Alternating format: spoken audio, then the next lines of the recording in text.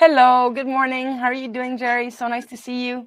Nice to see you too. It's great to be alive and great to wake up and have some fun with people from all over the world. It looks like, oh my Yes. goodness, from Wow. everywhere. Yes, Switzerland, California land. Somebody says California land. I like that. Cape Town, Serbia, UK, Spain, Athens, Cleveland. This is fantastic. Welcome, everybody.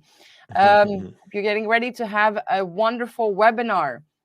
As a note, please take a little notepad and a pen so you can take all these notes. Jerry is going to give you guys some incredible tips. We're going to get started in a couple minutes. We're just going to let everybody arrive. And voila. My name is Amelie. Sorry. No, I love this. I love the international presence. This is crazy. It's like the United Colors of Benetton right now. Yes, it is. Cyprus. Somebody's here from Cyprus. This is wonderful. My name is Amelie. I'm just here to help Jerry and Melissa for anything that they need. Huh? Okay, wonderful. Okay, we wait still another 30 seconds. We have people arriving from everyone, some from Texas, from Poland, from Holland, from, oh, wow, this is so nice. From the UK, from New Zealand. Wow, some from New Zealand. What time is it in New Zealand right now? I was about to say, well, Melbourne time in Australia is like 5 a.m. Yeah. Or something like that. So New Zealand shouldn't be far off that. So, well, thank you, Tamara or Tamara, depending on how you pronounce it. Yes, this is fantastic. Jen says, huge fan, Jerry. Hello from Nebraska. This is beautiful. Okay, wonderful. So let's get started, yeah? Absolutely. Let's do it. Yes. Okay, cool. Okay, so we're going to go over the biggest mistakes we've all made, how you need to plan the day, do or die photos, hero shots that every couple will love, and how to be better than the rest. So there's an easy workflow that will remove the stresses of a wedding day and produce better results. And this is the thing, guys, that, you know, for me, if you've known me and if you actually have heard from me before, I try to remove the book smart out of it and basically teach you the street smart. I want to give you real world actionable items that actually can help you not only meet your clients' expectations, basically exceed them. And the fact is that, you know, whether you're basically just reinventing, whether you're struggling right now, we've obviously been through a rough 2 years. I want to help basically take things to the next level. So if you're stressing about things, or if you're feeling a little bit flat and you need a bit of rejuvenation, you're in the right place. And I want to give you guys a system to combine with your creativity. Beautiful. Okay, wonderful. Okay, so if you guys stay all to the end of this masterclass, you're going to receive an amazing free gift. So for everyone that stays till the end, an incredible free gift. You're not going to know what it is until you get it. You'll receive it about half an hour after the webinar is over. And also, guys, I'm going to teach you a few things that I wish I knew when I started, because basically it's taken me over 1,000 weddings and countless portraits to learn what I've learned. And look, guys, we're not going to save the world in the next couple of hours, but we are going to give you some really incredible tips, very specific things that we can work on, and certainly we'll answer your questions as well. But ultimately, guys, I want you guys to enjoy the process. I think many of us, we turn our hobby into a vocation, and then all of a sudden we start working on it, and then we lose that love and feeling, we lose that flavor. But I want you to be confident, I want you to be efficient, and I want to help you guys produce incredible results. Beautiful. Okay, so who is Jerry Gionis? First ever Grandmaster and most awarded photographer of WPPI, world-renowned wedding, portrait, and fashion photographer, Nikon ambassador, named by PDN as one of the top photography instructors in the world. So you guys are talking to a little genius here. Okay. So you want to tell us? Sorry. Yeah, absolutely. And I'm just letting you know that to my dogs, I'm a legend. I can walk out of the house for like 5 minutes and come back, and it's like, oh my God, Jerry, where have you been? It's incredible.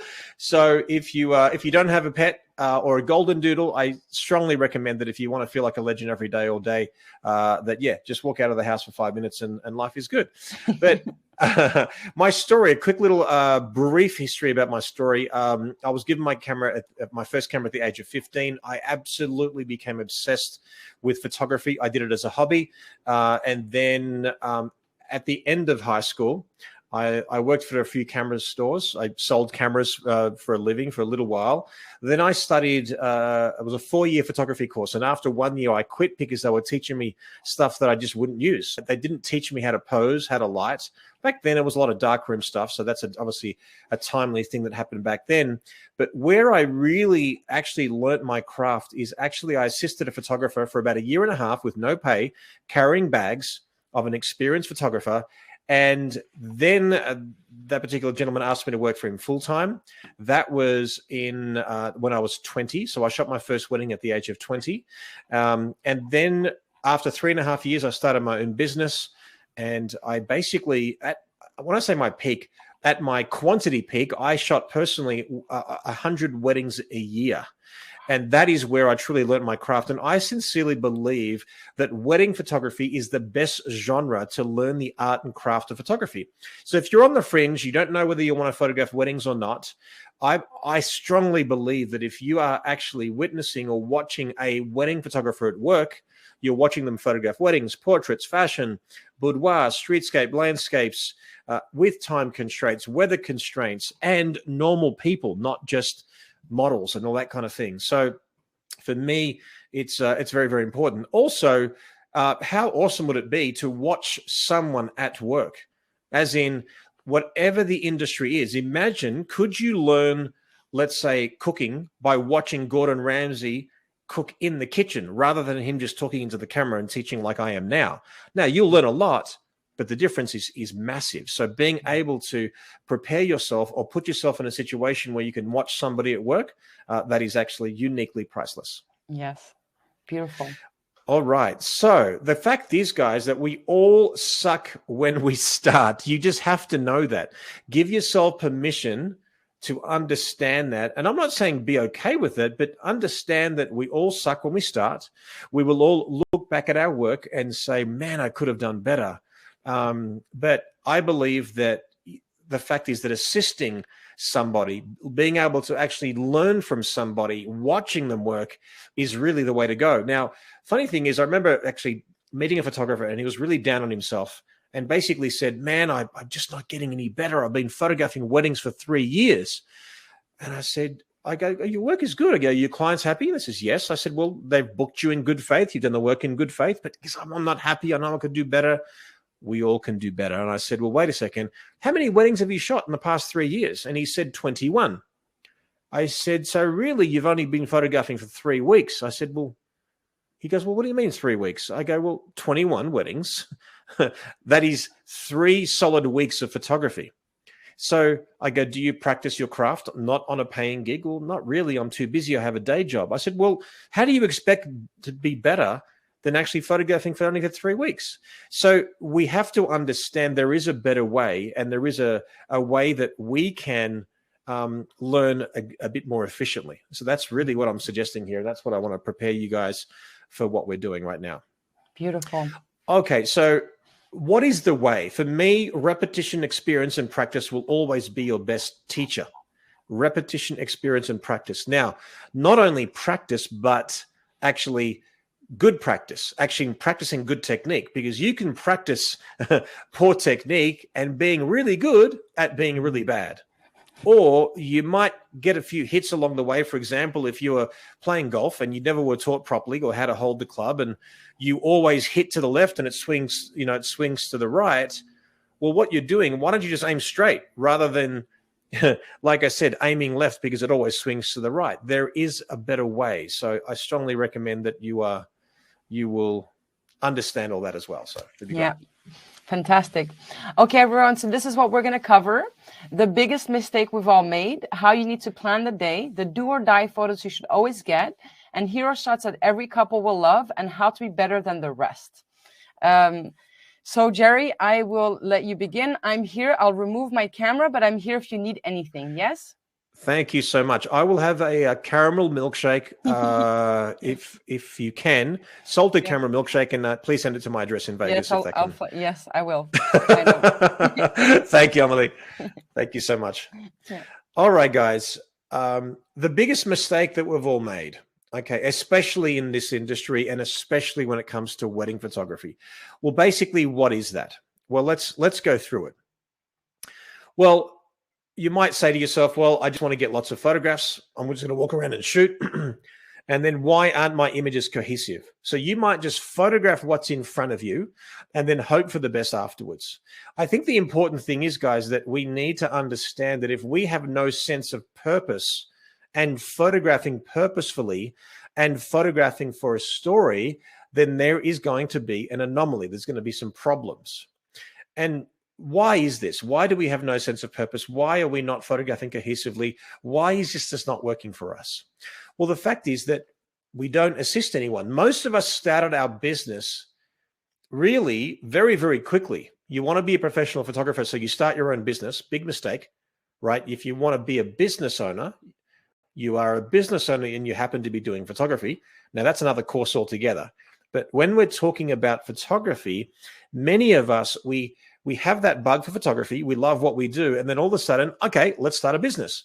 You might do it a bit of a side hustle. And then before you know it, you're photographing weddings and you might not know any better.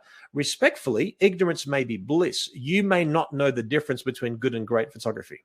So the importance of being exposed to other people or styles, or being able to be a fly on the wall and understand what it's like to actually photographing in the real world, that would be great. Now, a lot of us start by second shooting.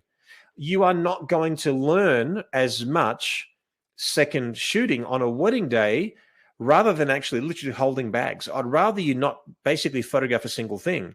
I want you to watch and learn what the photographer is saying, when they're saying it, how they're saying it, how we deal with challenges and all those different things.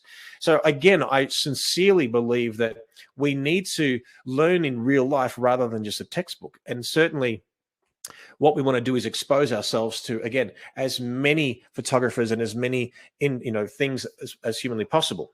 Now, I want to give you sort of a brief perspective of the kind of photography that I do and how I do it, and then relate to you in different ways. Now, by the way, today's going to be amazing because I'm going to show you some work that I did 15, 16 years ago.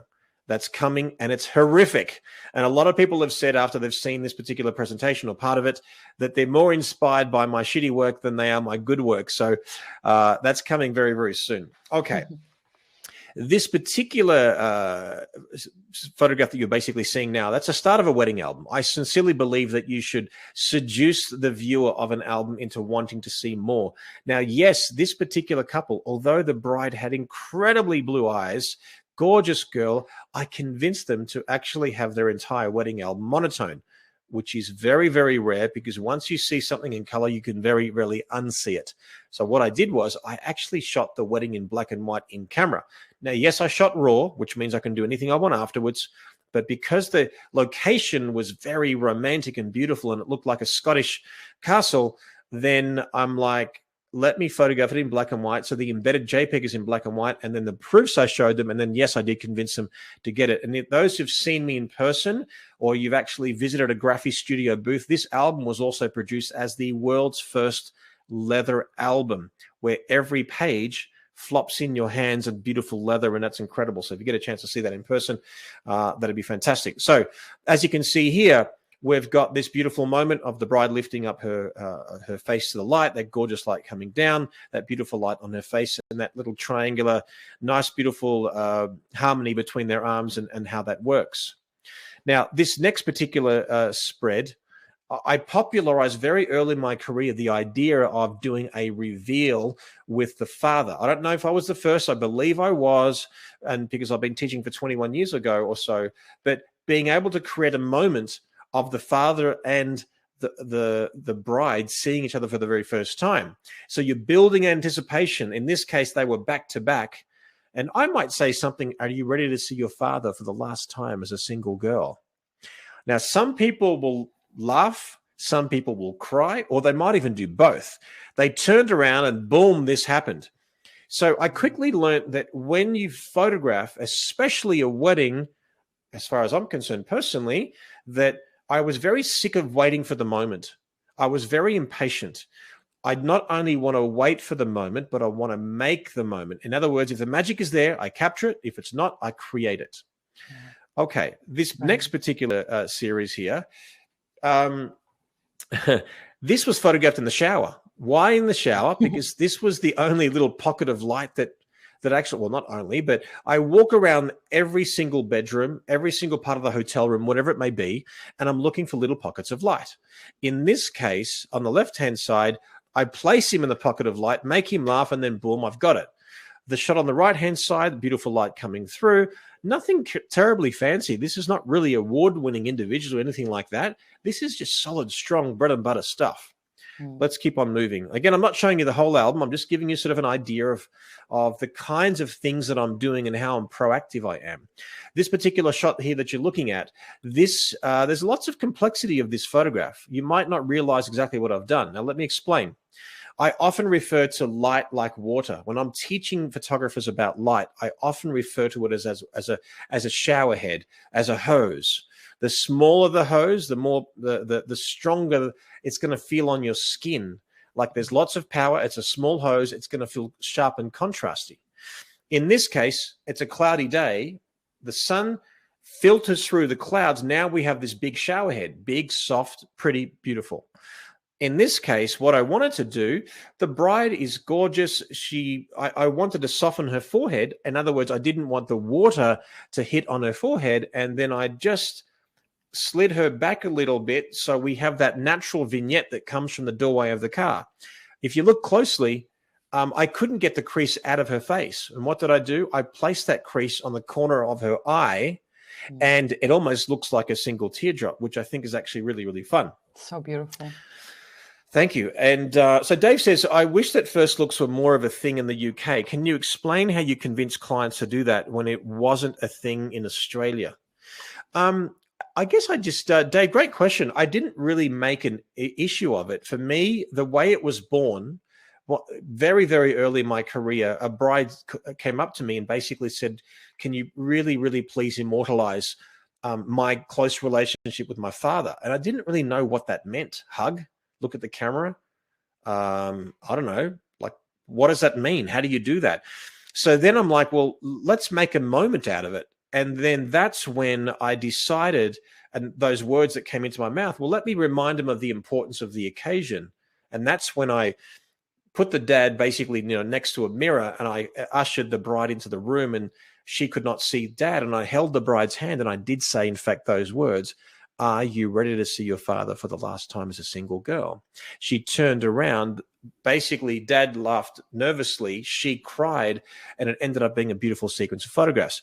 My suggestion to you is, before the wedding, show photographs of a moment that perhaps that either was real, or you maybe the one time it did work, or simply from scratch. Hey, how cool would it be to actually make a moment out of when your father sees you as a bride? Now, I know some cultures, like the Australian culture, a dad would walk by and say, oh, you look awesome, love, where's my beer? And cheapens that moment. So basically, mum may have already seen the dress because she's probably involved in that process. But then dad, who may not be that sentimental, you'd be surprised how emotional and sentimental people are when they're given permission to do so. So talk about that moment, discuss it. And then basically when you get to that point, like you discuss it before the wedding, this is what I want to do, build the anticipation. And then dad knows to not be in the mix of where she's getting ready, all that kind of stuff. Usher dad in beautiful light. And again, bring the bride in, boom, make a moment. Most of the time it'll hit. Sometimes it won't hit because dad's just not that kind of guy, but you'll be surprised at how much time it'll work. If you do it 10 times and it works 8 times, it's very, very worth it. So great question, Dave. Thank you for that. All right, let's move on here. This particular series of photographs. So basically, as you can see, everything works in harmony. On the left-hand side, you've got this beautiful shot where I'm inside that location, as you can see, the stained glass, and then shooting through. So it's almost like a voyeuristic feel. And then I emulate that look and feel of me in that middle photograph being inside the car and that leading lines of the ribbon pointing you to that moment. And then you've got the shot walking around the corner. Now, which shots were real and which weren't? Which were photojournalistic and which weren't? Does it really matter? Does it does it make it less meaningful that I somewhat directed it? No one remembers that I posed something or I loosely directed it. The fact is that if in your brain, wouldn't it be great for the for the dad to adjust the veil of the bride and you be inside and then you take the shot. Damn it, do it. Don't wait for the moment. Make the moment. I'm telling you, it's going to be so much more fruitful and beautiful and meaningful. It'll be gorgeous. Okay, the next one. Then we often have seen these kinds of shots, the big scene setter, like the big location and small people. I want you to remember, whenever you have a huge location or a very large location and the people are tiny in it, the pose has to be more pronounced, because what you're not getting in the face with emotion, you have to get with people, as in their pose. The pose has to be more pronounced. No different than you often will see a singer at a concert. They're wearing glitter or they're wearing something shiny or something very bold looking, because they're very, very far away. So the people in the poor seats in the back, in the bleachers, so to speak, they have to really know what's going on. So remember again that when you are photographing someone really, really small and set the scene, make the pose more pronounced to get the emotion you're not getting in the face. Okay, are you ready to see something incredibly horrific? Are you ready to see some really terrible work? And I apologize if my couple that I'm about to show you have ended up being wedding photographers and they see this and they're offended by it. But here's what I'm about to show you. I'm about to show you work from 1999. Wow. Prince would look at these photographs and say, I'm sorry, this does not deserve a party in 1999. And let me explain. The way I was introduced into digital, so back in the day, in the 90s, you would basically, I feel so old saying that, you would grab your 35 millimeter negatives and you could get them scanned in bulk, get a digital file, and then you could print them accordingly. Now, take one step even before that. What you could also do, and what I did, I would get my prints for my album. And back in the day, you'd have to put the prints in the album yourself. I would get the prints and flatbed scan them. Wow. And then put them together. And my cousin who worked, he had a Kodak Express store, he would build it in Photoshop and then give me a dye sublimation print. And that would be the first page in my album and the last page. So the way I differentiated myself was a montage at the front and a collage at the end. I don't know the difference between a montage and a collage. That's what I called it. Anyway, you're about to see some of those early collages. Please forgive me for what you're about to see, because you might throw up in your mouth a little bit. Okay. Let me Scary. Oh my God. Pardon my candor. If you've never seen me teach or speak before, you know that if I'm just let me be myself and have fun, and perhaps we'll learn something. All right. Oh my goodness. Look at this particular spread. This is 1999. Now, what did I do in this particular photograph that I wouldn't do now? Well, first of all, I would not put a sloppy border around that photograph and a drop shadow and the initials like that. It looks cheap and cheesy. I sucked. Let's just face it. The silhouette, the shadow on the background, kissing the forehead, I would never do that now, because a silhouette, you need breathing space around the faces. If you get them to kiss the forehead on the noses are touching or the lips are touching, you've ruined it. Also, a kiss is a feminine sensibility. So if you're talking about a heterosexual couple, which we are at this point, you've got the guy kissing with his nose on the outside. It should be her nose on the outside. So that's what I'm talking about there. All right, let's look at the collage, shall we? Oh my goodness, how horrific is this? You've got the hand coloring of the flowers, the black and white hands and everything like that. And then you've got this collage with white borders and drop shadows, and it's horrific. Now, here's the thing. It sold. People were enamored by it because it was different. Does it remind you of the photographer down the street who is nowhere near as good as you, but adds a point of difference? And that's the reason why they book them and not you. Here's the thing. If we're all great photographers, let's consider ourselves as a diamond. Now, give you a tray of diamonds, right? It's hard to shine brighter than it because people don't understand what the cut, color, and clarity is between those diamonds unless you look closer with a sophisticated eye. So if you look at those tray of diamonds, and then all of a sudden, a less precious stone, whether it's I don't know like an emerald. No, that's probably more expensive. But or a ruby. I don't know. Let's just say, or a black diamond. Let's just talk about that. A black diamond, which we feel is probably rarer, is actually cheaper than a white diamond. So if you put a black diamond in a tray of white diamonds, you actually stand out. What am I getting at? If you can't compete with quality and sophistication, and you've just started, you add a point of difference and then boom, you stand out. Don't begrudge the person who's just started, and because they can't compete with your level of sophistication, they're going to add a point of difference and all of a sudden they're on fire. Don't ever be jealous or envious of anyone who's doing better than you. Learn from them. That's what you should be doing. All right, let's keep on going. Let's share my disgusting, crappy work from back in the day. All right. I'd love to. You're so funny, Jerry. You're so funny. Oh my God. I would love to. If you're in the comment section, give me some comments that Melissa can feed to me about the work. What do you feel about my work from literally 22 years ago? So, Melissa, if you can field those comments, put them in the comments, and I'd love to hear about your response to this, because yeah, it's pretty horrific. Okay. Oh my God. So by the way, now I didn't do the Photoshop on this work. I knew it was cheesy back then, but it was different. My cousin used that mosaic effect. He was actually going through every Photoshop technique. You know, like when you get a toy and you're like, you want to use all these things. He would go through and then say, all right, I haven't done that one yet. There was even a plastic wrap effect that looked disgusting that he used. But look, there's no harmony in this friggin' story. You've got color on the top left. You've got full flash on that one of the bride with the dad walking down the aisle. You've got black and white in the bottom left, color on the right. And before you know it, the actual church is over. The ceremony, the ritual is absolutely over. Where's the story? Where's the legacy? It's almost embarrassing. I feel like I want to find these people and give their money back, but I'm not that stupid. Let's go on. Okay, let me show you. This is, I think, my second complete digital album that I ever produced. Look at the bottom left. It looks like dad is picking the bride's nose.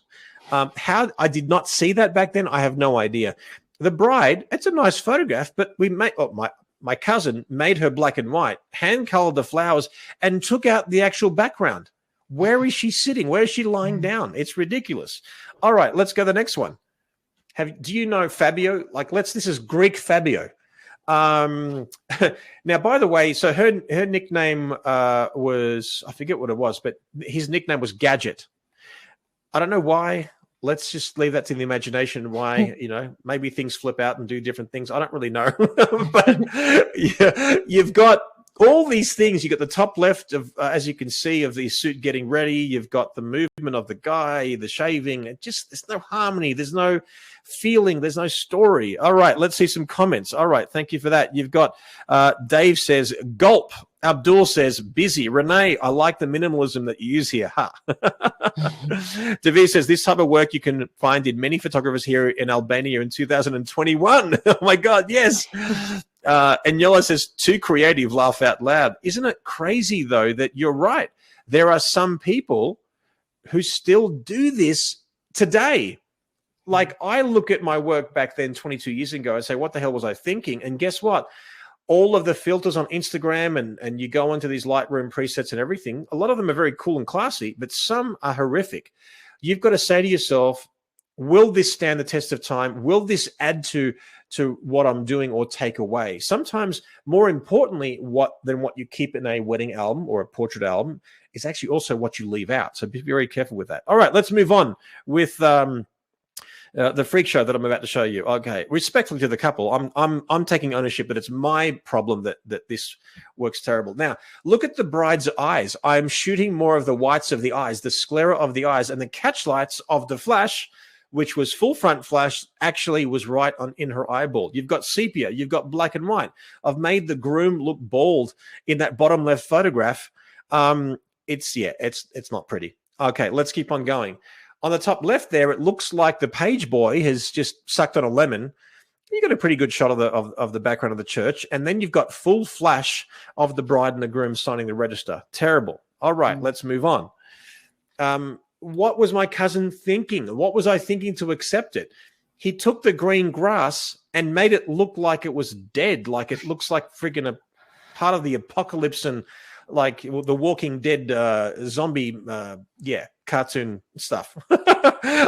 So doing that black and white and then hand coloring sepia.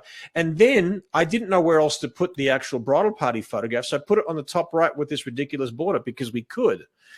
Not good. Have you ever seen the Addams Family? Do you know the hand that runs around? Look at it. It's actually coming out of the bride's head on the right-hand side. Look at that sloppy border. Look at that drop shadow. I apologize on behalf of the wedding industry for my transgressions. Let's keep on going.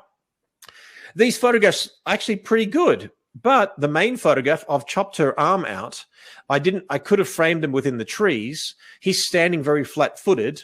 The other photographs are pretty good, but then I put them together and I lose the flavor of the story. Now, do you want to see the granddaddy of all posing mistakes? You ready? All right. Okay, take a look at my balls. Boom. The groom just spreads his legs and boom, I'm photographing right into his crotch. Not good, guys. This is not good. I'm now sorry that if you're I'm saying everything, it's true that you see it. But when I looked at them, I was like, oh, but I get it. Also, it was back in the day. And anyways, yeah. Well, Emily, I don't know when you looked at this presentation. I don't know whether you looked at it and think, oh, Jerry, that's interesting work that you're going to show here. You probably didn't realize what context I'm giving it to you as. But yes, guys, honest, you do not. Sorry, to be honest, you brought me back to that time period, which is time period I loved so much. So you actually created a lot of emotion despite this. I think you're being very kind. All I know is that if I knew that this couple got divorced, I'd actually be very happy because then I could redo their weddings and perhaps I could make it better. So,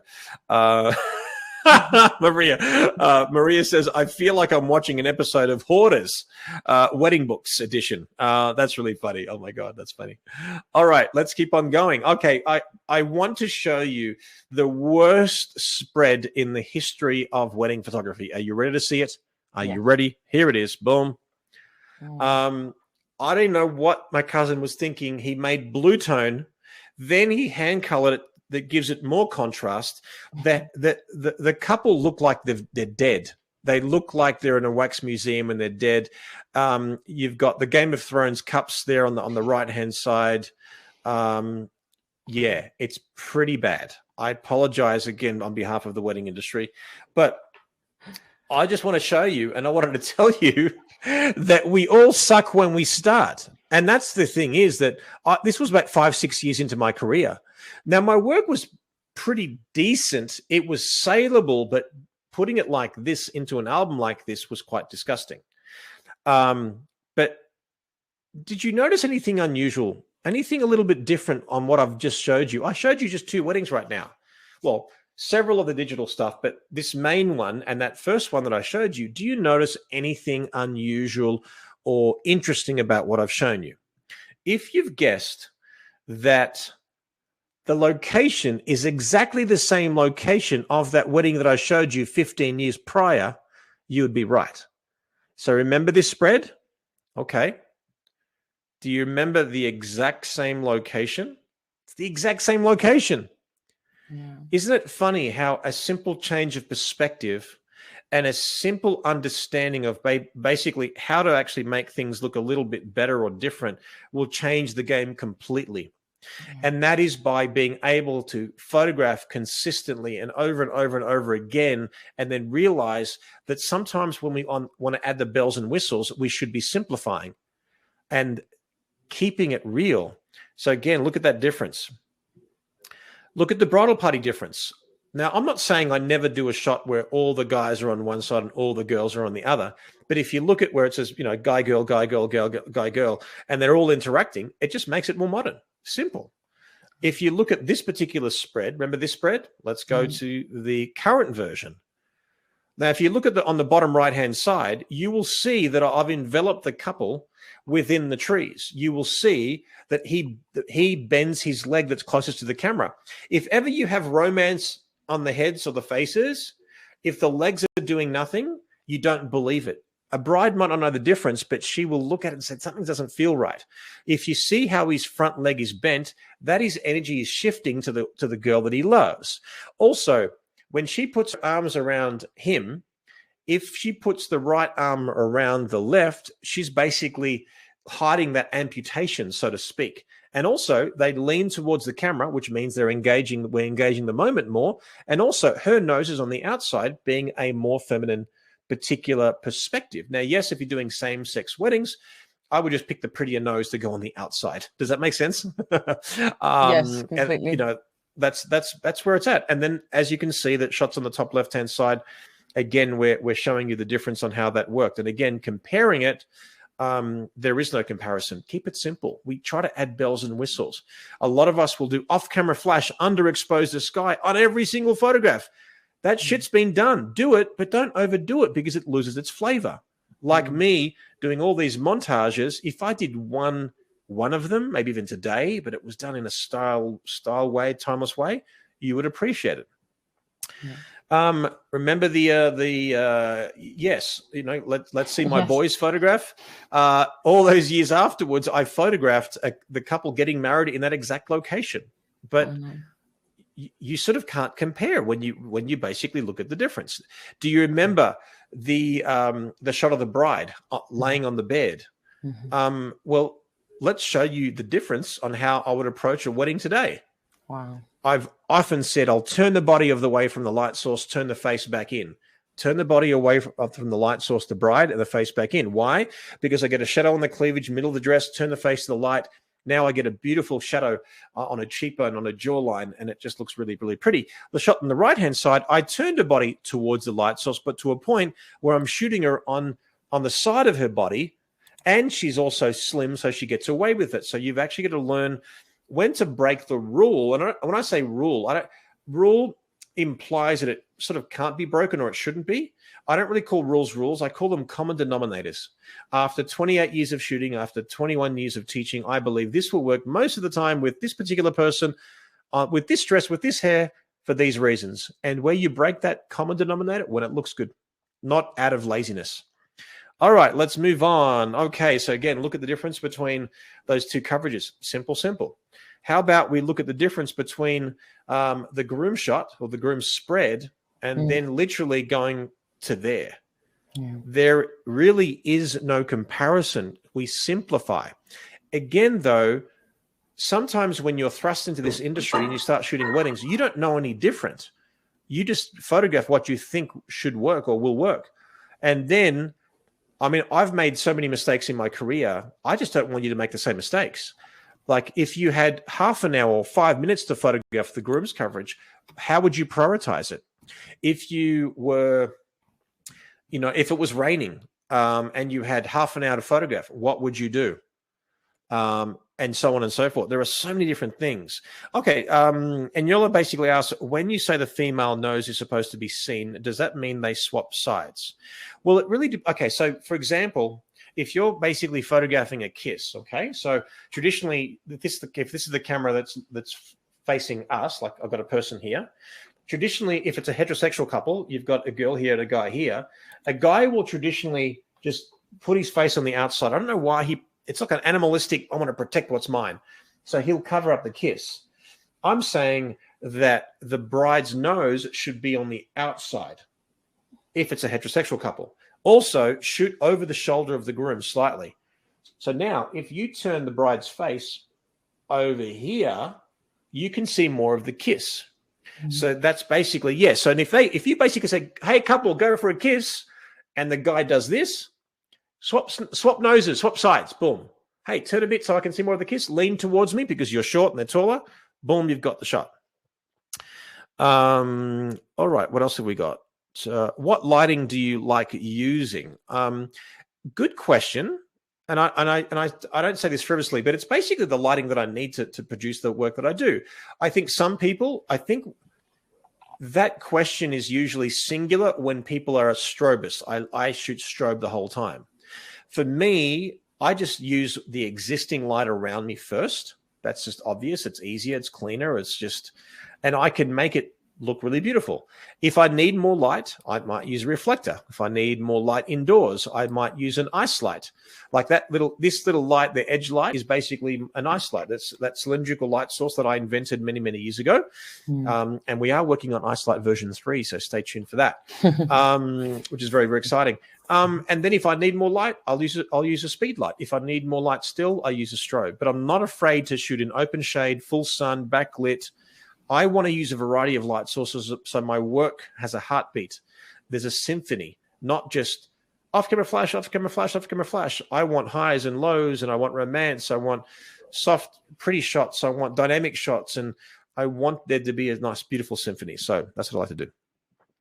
All right. Again, let's compare those two. But you sort of understand what I'm saying. So what we need to do, guys, the biggest mistake that we've made if we just started is we don't understand how to shoot a wedding. We just photograph anything that moves, and there's no harmony, there's no story, and there's a lot of shots that we miss. So that's a really important one. And we'll basically realign that when we talk about another step, and that is actually, which do or die shots do you shoot with, or shoot for, pardon me. Okay, this is an important one.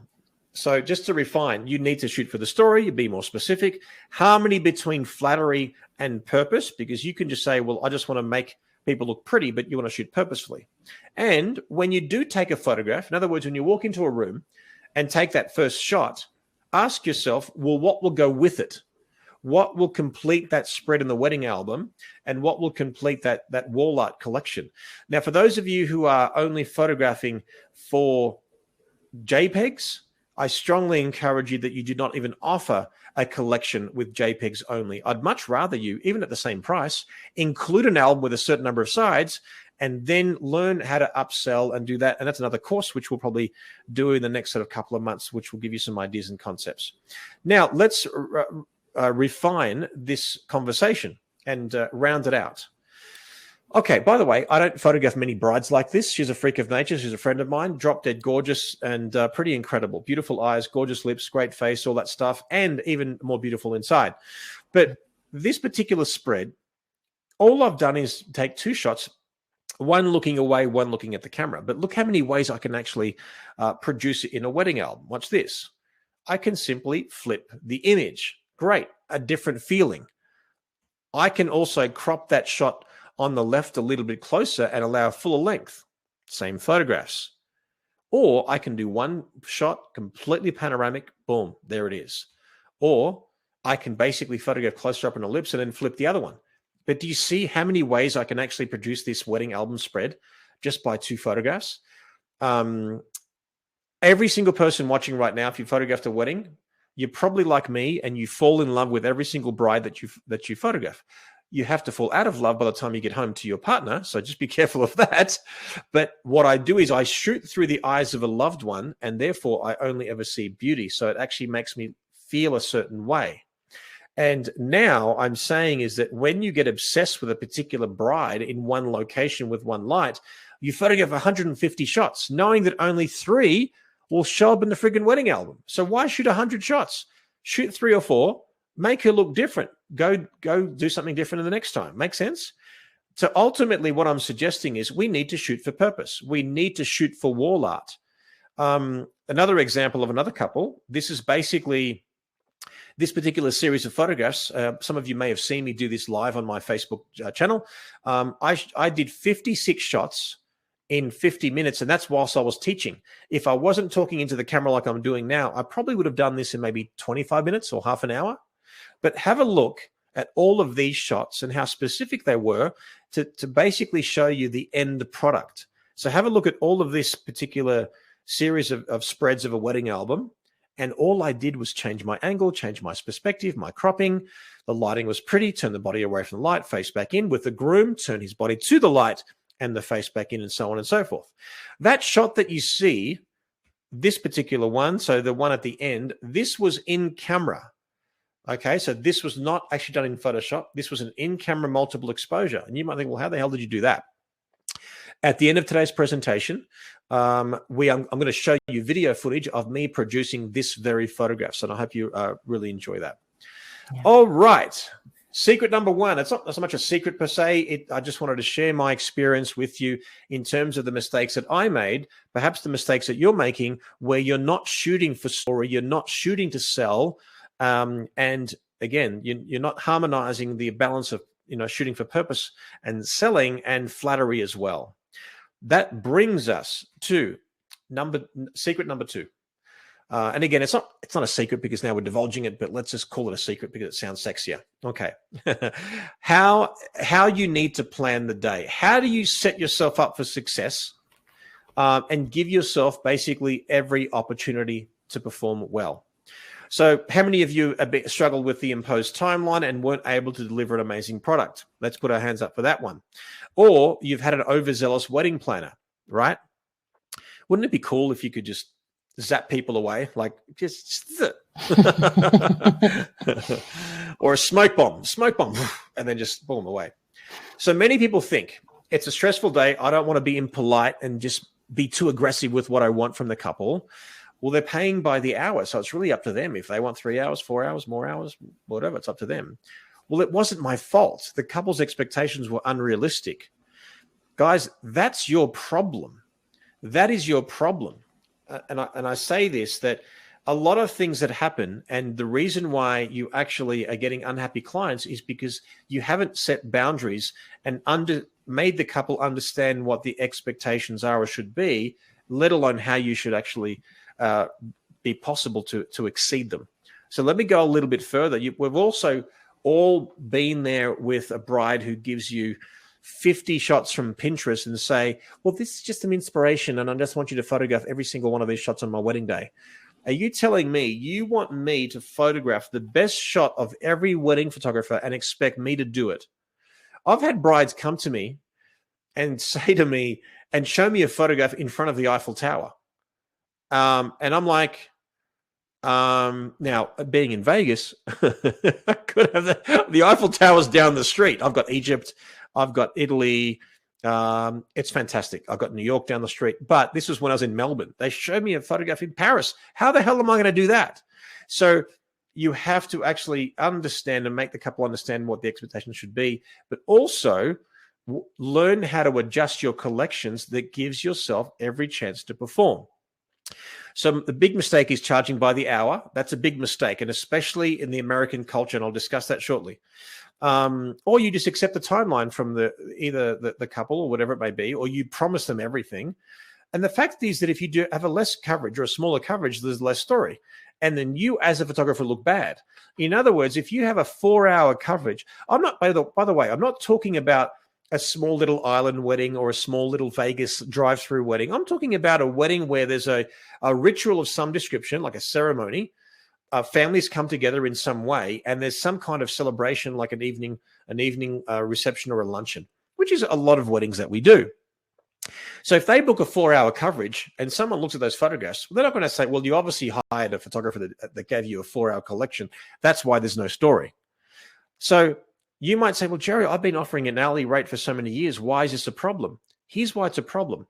If you, let's say, for example, offer a 6-hour coverage, and then the couple say, all right, well, they'll work backwards from the reception. They'll look at what they want into the reception and say, all right, I want you to photograph with the cutting of the cake. Up to the cutting of the cake, I want the speeches done, the father-daughter dance, mother-son dance. Great. That's at 10 p.m. Then they work backwards. Now, if they work backwards and it's 4 o'clock is where you start, well, the wedding's at 5. You barely have 50 minutes with the bride. She's not even ready yet. You haven't photographed the groom. There's no shots independent of each other's families. And then you've got no time to photograph in between the ceremony and the reception. This is not a story. This is barely a couple of photographs of a couple getting married. My suggestion to you is, like, I've got 3 collections in my price list, okay, today, as a working pro today. My first collection in terms of coverage gives them a full day coverage. Again, if we're talking about a heterosexual couple, a groom's coverage for an hour and a half, 2 hours for the bride, a reveal if they're happy to see each other before they get married. If not, time between the ceremony and the reception, up to 2 hours, time to produce all those photographs, and then an hour into the reception. First collection. Number 2, all of that up until 10 p.m. or end of formalities, whichever's earlier. Collection number 3, at the 11:30, I'm done. Now, yes, they can pay for an extra hourly rate above those collections a la carte, but ultimately, though, I look better as a photographer because the guy down the street, so to speak, is doing an hourly rate, 4 hours, 6 hours, 8 hours. Well, I'm offering a minimum of the full day. So I have more value. Don't say, well, wait a second, Jerry, well, then I'm photographing more hours and I'm going to lose money. No, you will be kicking ass with your incredible story, and they are going to buy more because they've got more story to tell. And if you make them look beautiful and make it look personal and meaningful, they will buy more from you. Trust me, guys, I've made that mistake. Never again. And you might be in another country and you might be thinking, well, Jerry, that's the way it's done here. I don't care. I was like coming from Australia to here, I helped change the culture among other photographers. There's a different way. There's got to be a better way. All right. Curious to know if you got any questions about that. If you got any sort of resistance to what I'm saying. Now, here are the steps to actually securing more time. If you just want to save yourself some time in writing notes, screen grab this particular shot. Okay. Now, what are the steps to securing more time? Educate your couples in the first meeting as to why you need more time. Okay. Also, only show albums and weddings where you had time that you needed. Okay. Propose a reveal and a desired timeline. The reveal is the couple actually seeing each other before they get married. Understanding that some cultures, that's not allowed. I totally get it. But then allow time between the ceremony and reception. So if not a reveal, then a timeline conducive of telling a well-rounded story. Remind the bride that she's the boss, not the coordinator. That's an important one. And then reconfirm the desired timeline before and after they book, at the pre-wedding meeting, and even the day before and the morning of. I will often text the bride before the wedding, the day before. Can't wait to see you in that gorgeous dress. Just remember, I need you to be ready up to your hair and makeup in a robe at this particular time, at this particular address. See you there. Boom. On the morning, can't wait to see you. See you at 10 a.m. Boom. You are preparing for success, not for failure. I am telling you, this is a very, very important thing. Also, on your first inquiry, even if it's on Zoom and Skype and all that kind of stuff, you will say, what time are you thinking of getting married? Not when are you getting married? What time are you thinking of getting married? Then you be realistic and give them a timeline that you tell them verbally, and then you follow up with an email as to this is what I believe should work for you, will work for you. Make sense? And Yola says, I charge a full day of 12 hours of coverage and tell them to pay extra if they want more time. Is this a good idea? Well, and Yola, I sort of do the same. I'm saying I do a full day coverage on the first collection on the cheapest. And then the first hour of the reception, they can pay a la carte if they want more hours above the original collection. Collection 2, which gives them more value in other ways, goes till 10 p.m. or end of formalities. And the third one, like I said, will be till 11:30. So absolutely, I just think it should be full day, and then extra hours that's not included in that price go more. Now, there is an exception. If on my contract, I say weddings starting earlier than 10 a.m. will incur an hourly rate. In other words, if I'm doing a tea ceremony, which traditionally will start at 7 a.m. in the morning, well, you got to pay for those 3 more hours. Makes sense? But great question. All right, let's move on. Okay. So the truth is, be proactive, not reactive. Don't just wait. Now, we are professional service. If you were getting surgery from a surgeon and the surgeon said, this will take 2 hours, and you say, no, I want an hour. Well, we're photographers. If you want our service, I'm not asking you what time do you want to get ready. I'm saying you need to be ready at this time. It's not a question. It's not a conversation. It's a fact. All right, guys. Now, this brings us to secret number 3. Fantastic. The do or die photos. I love it, Emily, especially with your accent. You're like the emotion translator. I love it. I think it's fantastic. Everyone should have a gorgeous French accent to reaffirm everything that we do. So that's a very important one. So bring Emily to all your weddings and you'll just look more sophisticated. All right. The do or die photographs you should always get. I mean, yes, there is a whole list of things that you need to get on a wedding day, but let's be specific. If you're photographing a couple and you have bridesmaids, groomsmen, a bridal party, after the wedding, after the ceremony, and then you take a group of family photographs, and you're there left with the bride and groom and the bridal party. Again, I'm giving you a heterosexual example.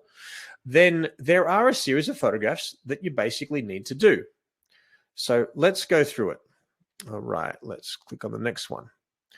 Now, you also might say, well, I don't overthink it. I just capture it as it happens. If they happen to be standing there, I'm a photojournalist, boom, I take photographs and they're there. And if they're there together, great.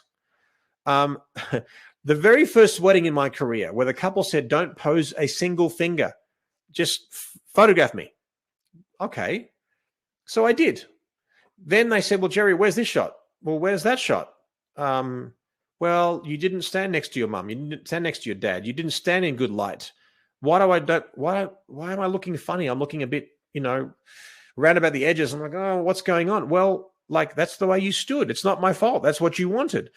never believe someone if they say to you, I don't want to pose a single finger. I can simply say, for someone who doesn't want to be posed, as beautiful as you are, I can make you shine brighter than ever before with a simple direction. Would you like that? Simple. All right. So I see this all the time with my students. Like, you aren't delivering what's expected.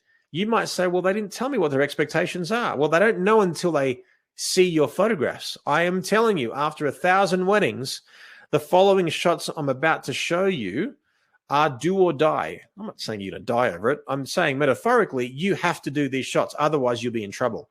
And I don't care how creative you are. You have to do the following shots very, very simply. So as we appreciate, a wedding day is a series of problems that you have to solve, but there is a formula. I'd like to think that I'm incredibly innovative on every single wedding, but I'm not.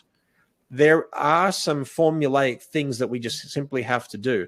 If you do these do or die shots, then you can just work your ass off to innovate. Okay. Oh, beautiful. So, I call it the vegetables and the candy. Eat your vegetables, then you can play all you want.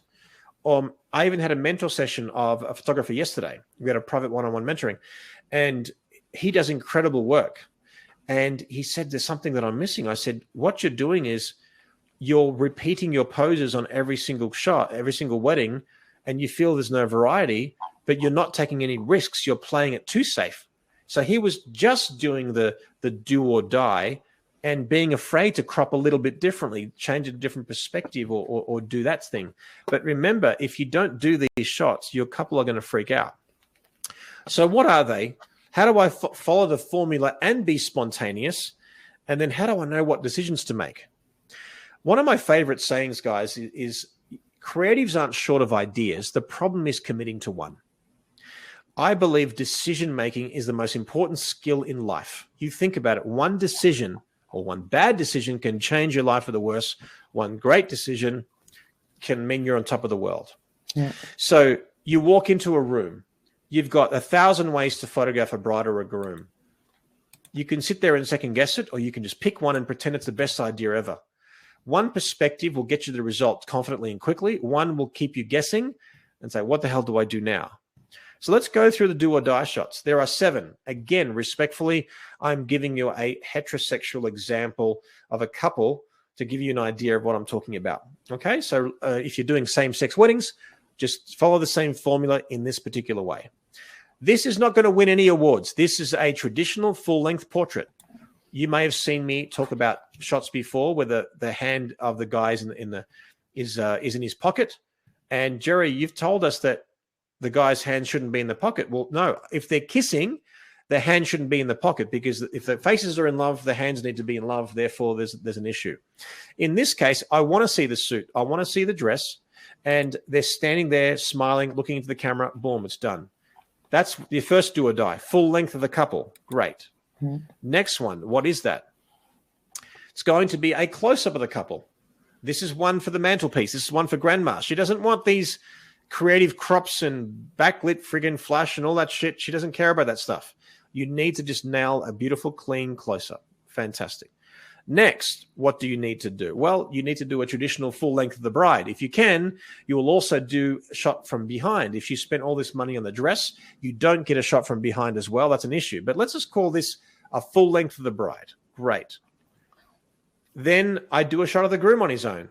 Now, if he's wearing a suit, I might certainly do a full length of him somewhere else. But with the guy, the suit, the black pants is pretty damn obvious. So just getting a clean shot of the groom looking cool is great. All right, next. Bridesmaids. Clean shot, nothing fancy, looking in the camera, smiling. As you can see, all the front toes of all the girls, and the guy for that matter. He was a maid of honor. That's what he was called by the bride and himself. So that's just a thing. He point the toe, bend the knee, shift the weight back, beautiful little shape, nothing fancy.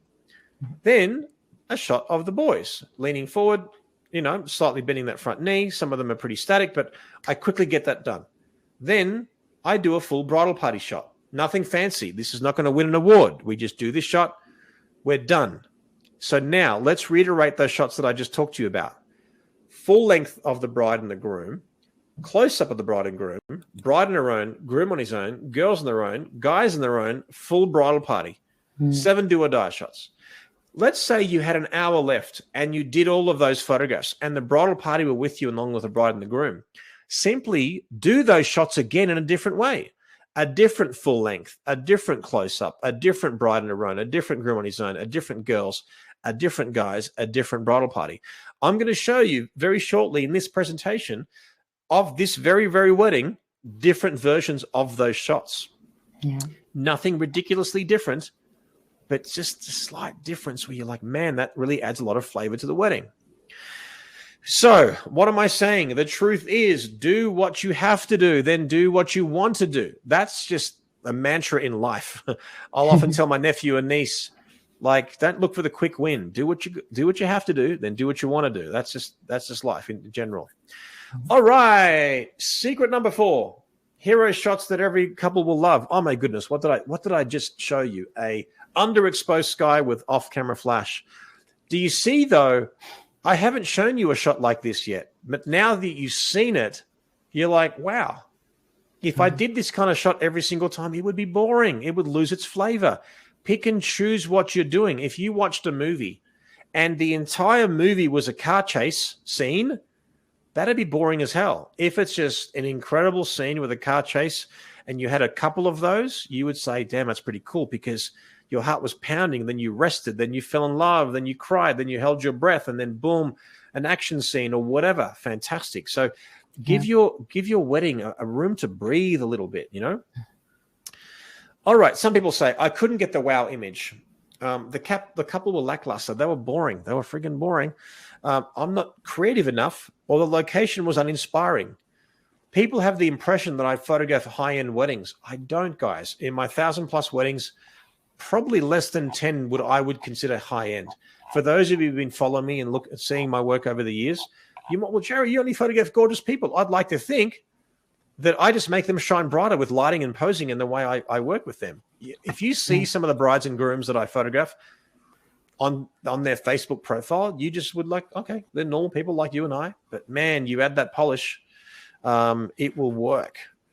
So here's the thing. We may be actually, we may get to a point where we provide a consistent body of work with our clients, but we can't quite get that hero shot. We're just not capable of it. What takes us to that next step? What I'm going to give you is a handful of starting off points to give you an idea of maybe what might be a hero shot. Now, here's the other problem. A hero shot to the couple may be boring to you. You have to understand that we as photographers inherently want to please other photographers. Screw other photographers. I'm sick of photographers trying to please other photographers. Now, you might say, well, Jerry, you're teaching. This is what you're doing. Well, I'm in a position where I part of my life is inspiring and teaching other photographers like I'm doing now. So I've made it my mission and my job to do that. If you're just a photographer making a humble living and doing your work and you just want that extra spice to your work, you've got to fight for it. If you go into a wedding thinking ordinary, you will get ordinary. If you go in there thinking extraordinary, you might just get it. Ordinary effort, ordinary results, extraordinary effort, extraordinary results. You might still say, well, Jerry, I'm not inherently creative. I don't know where to begin. I'll help you with that now. Wow. Now, let's say this shot here, this was a bride with this beautiful headpiece behind a piece of glass, textured glass. Great. You may have a photo like this, maybe not behind glass, but you just may have a photograph like this of a bride. But go back to your old work and try something like this. You're like, wouldn't that be an incredible spread in a wedding album or a beautiful piece of wall art that is a talking piece? Go one step further. Why not do something like this? This is one photograph. I mirrored it twice, and now I have this gorgeous bride, and I have this beautiful frame that lended itself to framing this picture. Now, you might say, well, Jerry, I don't have that kind of a bride with that kind of a veil with that textured glass. Let's say, have you ever photographed a wedding with a granite or a marble fireplace? Like a, what do you call it? Mantelpiece. Have you ever had that? 100% you've done a wedding where you've gone to the wedding and you've gone to a house or a particular hotel room and they've had a marble or a granite piece. Well, how do you use it? Well, this one, all I simply did was I put her underneath. So if you can imagine, so there's the marble or granite, then there's a little ledge, like a little shelf. So I put her underneath it. And what's better than one bride? 4 brides. And the top right, the top left, the top right, and the bottom right are reflections. And the bottom left is a real person. There's an ice light, a continuous light source behind the mantelpiece illuminating her. And now I get 4 brides in one, in camera, on location. Let's keep on going. God, these are all breathtaking. All of these are chef d'oeuvre. I don't tolerate how you say that in English. A chef d'oeuvre is like maybe a masterpiece. I don't know. Anyways, I'll look at the translation on that. Thank you. Well, Melissa speaks French as well, so maybe ask. Chef d'oeuvre. I'll Google it. Chef d'oeuvre. Chef d'oeuvre. It's like a chef d'oeuvre in English.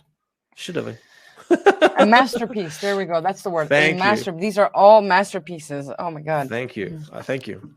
Well, this one is not really a masterpiece. What is this? This particular photograph is just a bride, hands in front of her, nice light coming through, beautiful shape, gorgeous curves. But let's go that one step further. What I decided to do is I flipped the image because it reads better. Our eyes read from top left to bottom right, especially in English-speaking countries where you're used to that muscle memory of reading from top left to bottom right. Now, what do I do? Now, the bride asked me for boudoir shots. And I'm like, okay. She's very comfortable with her body and she wanted something sexy, but she also wanted something very subtle in the album that wouldn't give grandma a heart attack.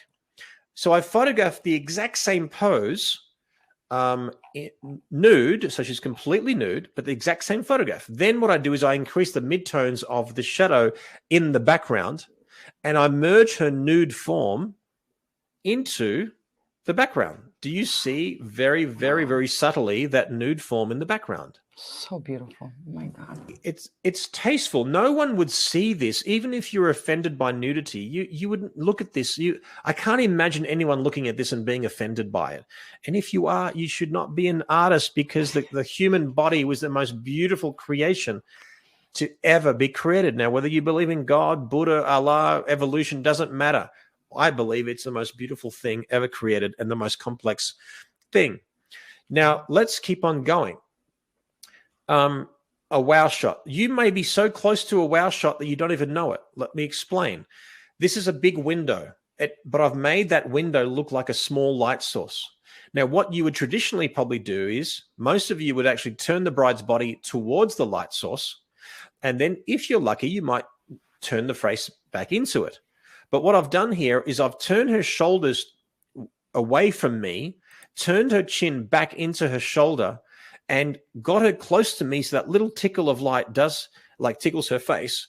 I get her eye a bit more to the right, so I get the catch light of the netting. Like basically, I've made the netting look like a catch light, and then I've made that beautiful little fascinator look like a bubble, framing her face with a bit of gap between her shoulder and that headpiece, and then that negative space is behind her. Now, you might say, Jerry, I read in a textbook that you shouldn't have negative space behind a subject. Well, that textbook that you read 20 years ago could be the Jerry Guionis of 20 years ago saying that this is what you should do. I would never tell you that. I'm saying to you that you should do something for purposeful reasons and break the rule if it looks good. Negative space in front of a subject is more harmonious. Negative space, in this case, behind the subject is mysterious. Pick one. What are you trying to say? It's soft, romantic, it's beautiful, it's a dark background, mysterious, boom. Negative space behind the subject.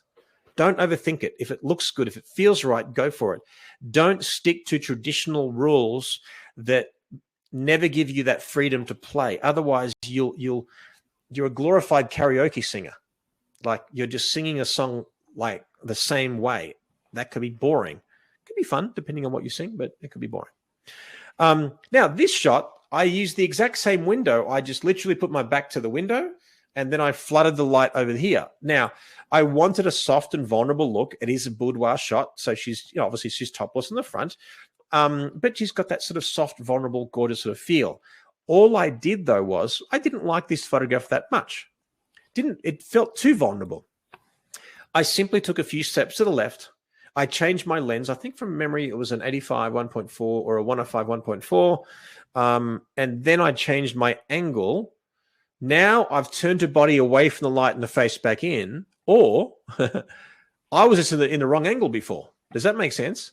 I was simply in the wrong angle. Now, all of these three shots have merit, but they were all taken within minutes in the same exact location. So that's an important one for us to understand. Yeah.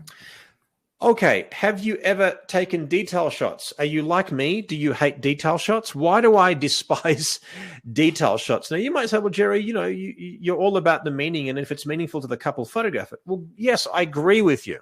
Will I take shots like this on a wedding day? Yes. But will I go one step further and humanize it? Yes. Let me explain. This particular shot, don't you think is more meaningful than the other one? I call this kind of shot detail shots with a heartbeat, or if you're in America, a heartbeat. Cherry. So we should do translations. I speak Greek, you speak French, Melissa speaks Spanish. We should freaking do an on-the-spot translation with everything. And yes. But anyway, what do I mean by detail shots with a heartbeat? I often see a wedding dress on a hanger, just sitting there. And I call it the inverted bust shot. The bust is inverted. Guys, a dress will look a lot better with a body and boobs in it. It's as simple as that. Yeah. Shoes on a counter, they're Louboutins. Well, freaking put the feet in them and shoot the Louboutins with feet in them. It looks sexier. If you're photographing rings, photograph her holding a bit of champagne. Like, humanize the freaking shot. You will be emotionally more connected. With every day that passes, you're not going to care about those freaking flowers. You might maybe do a shot with the flowers in the photograph. Does that make sense? So yes. What I want to do now is I want to show you a progression of this shot and show you a video of the hero shot of this particular scenery. And perhaps you might want to do this on your next wedding day. So roll the tape. Okay, here we go.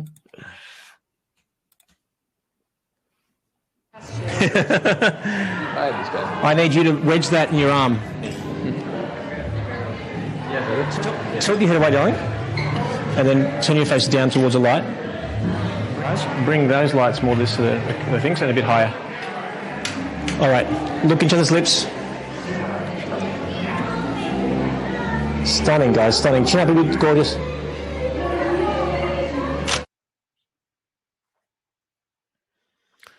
All right, let's go to the photograph. Beautiful. Yes, I'm putting it. Sorry, I'm here. I'm putting it on right now.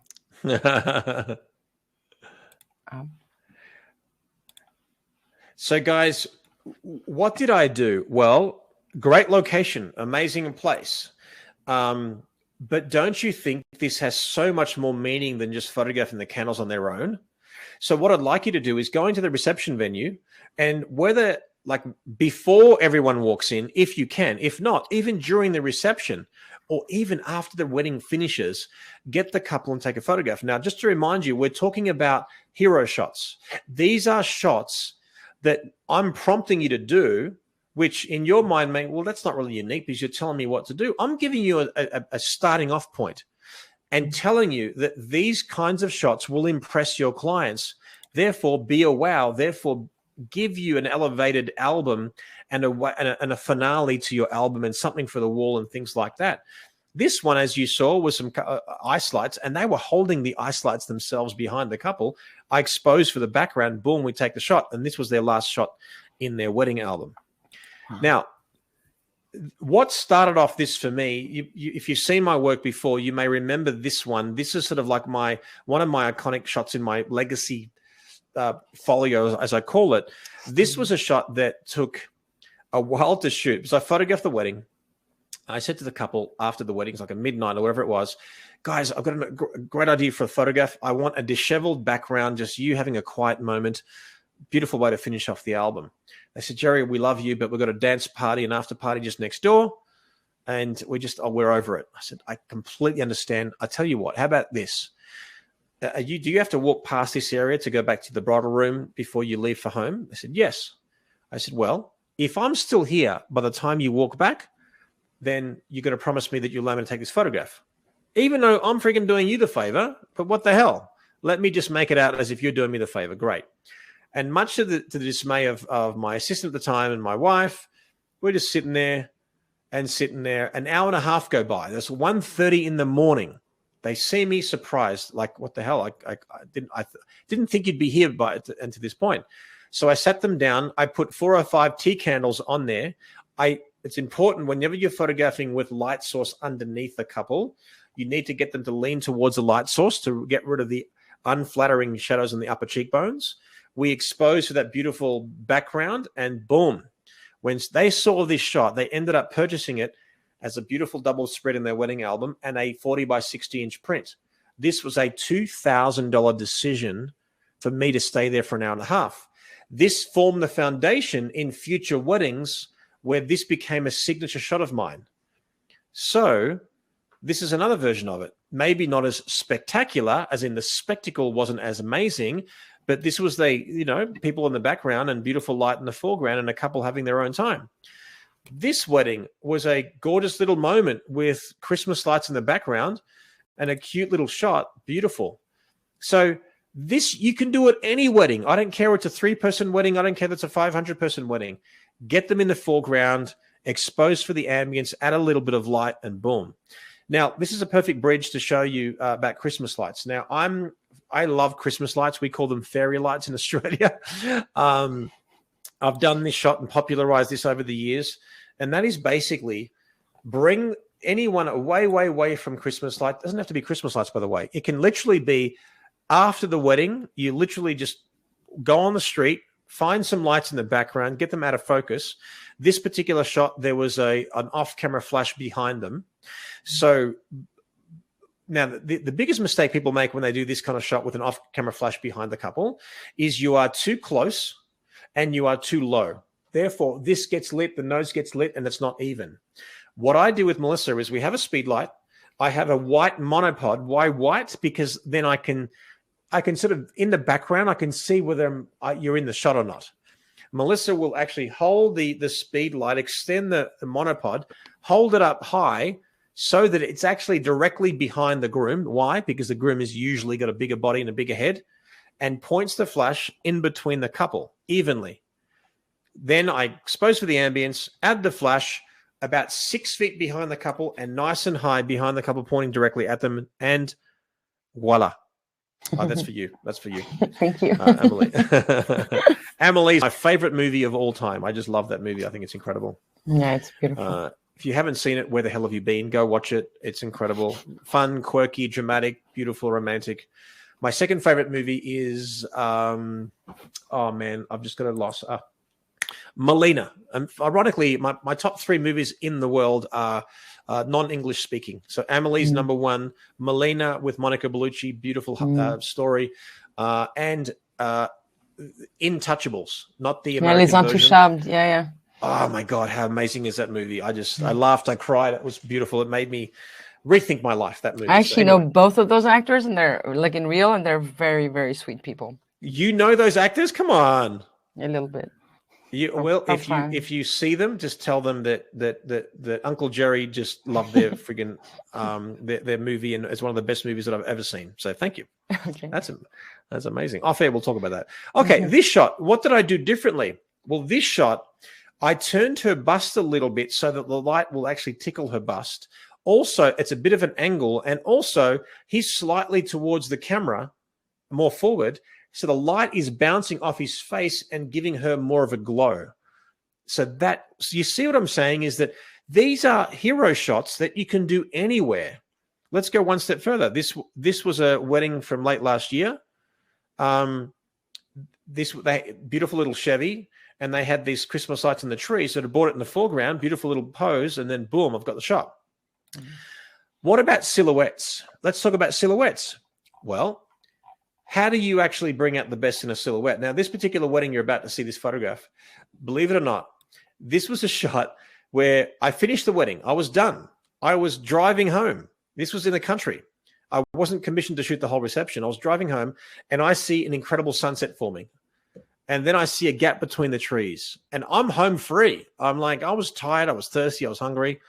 I call it my creative conscience. I said to myself, wouldn't it be great if the couple could be in between those trees? Oh, damn it.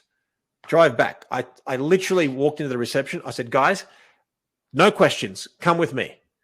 Get in the car. We go back. I said, jump the fence. I said, I want to call you.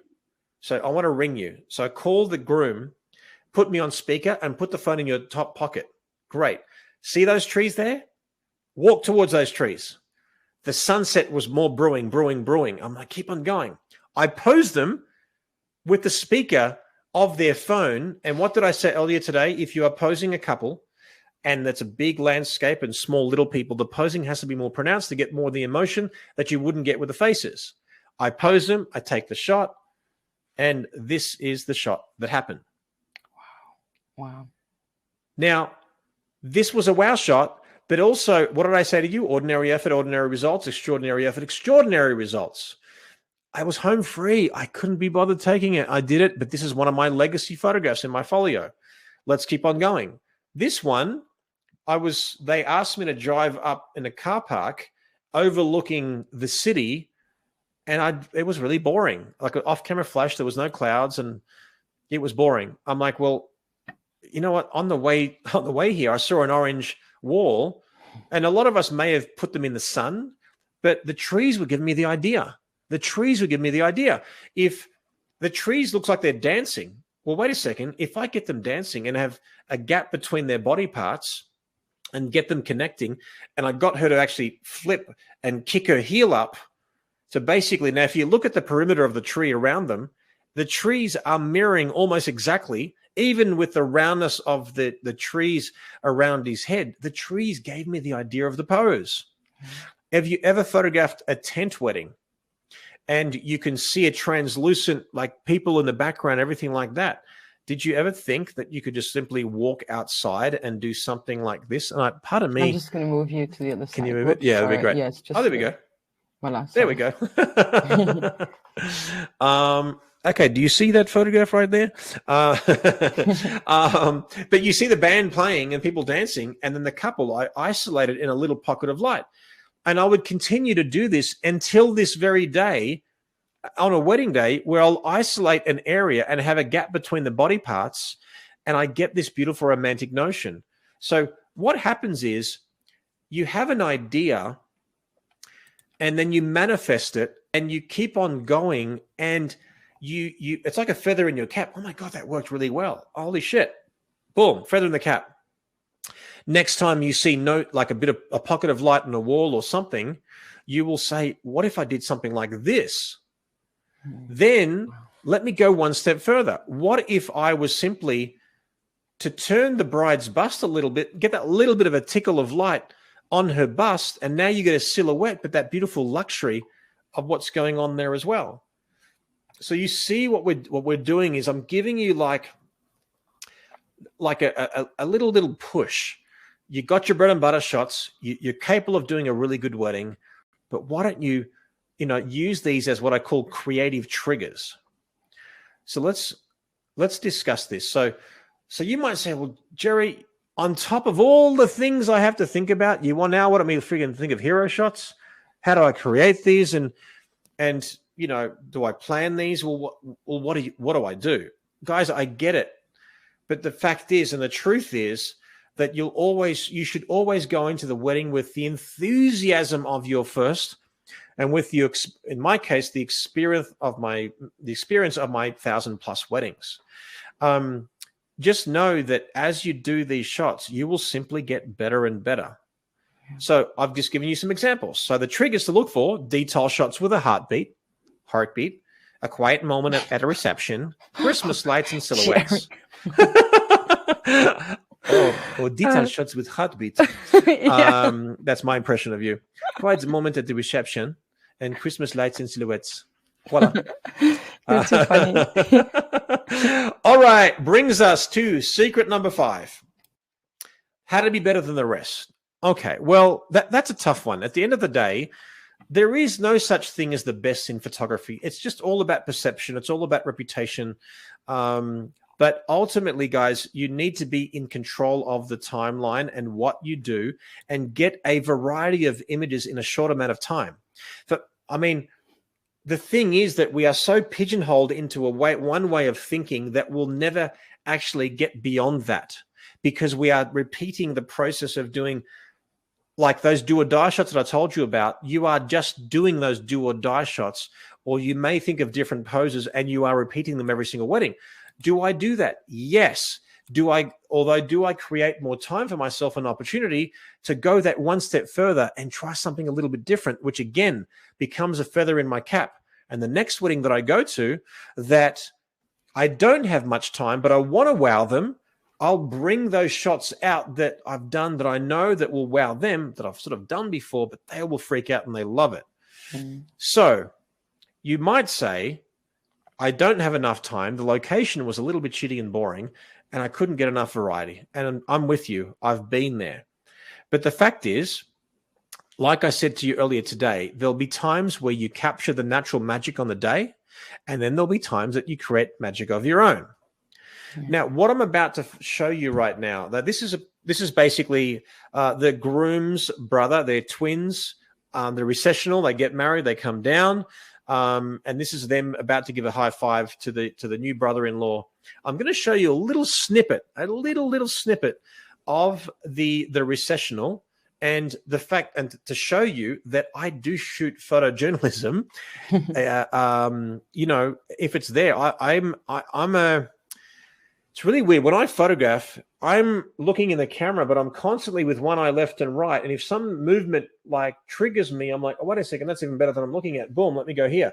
So what you're about to see is a side-by-side, what I call Jerry vision affectionately in our world. You will see what I'm seeing in my camera, and then you see where I'm walking and how I'm taking advantage of the environment. So, Amelie? Yes. Roll the tape. Okay.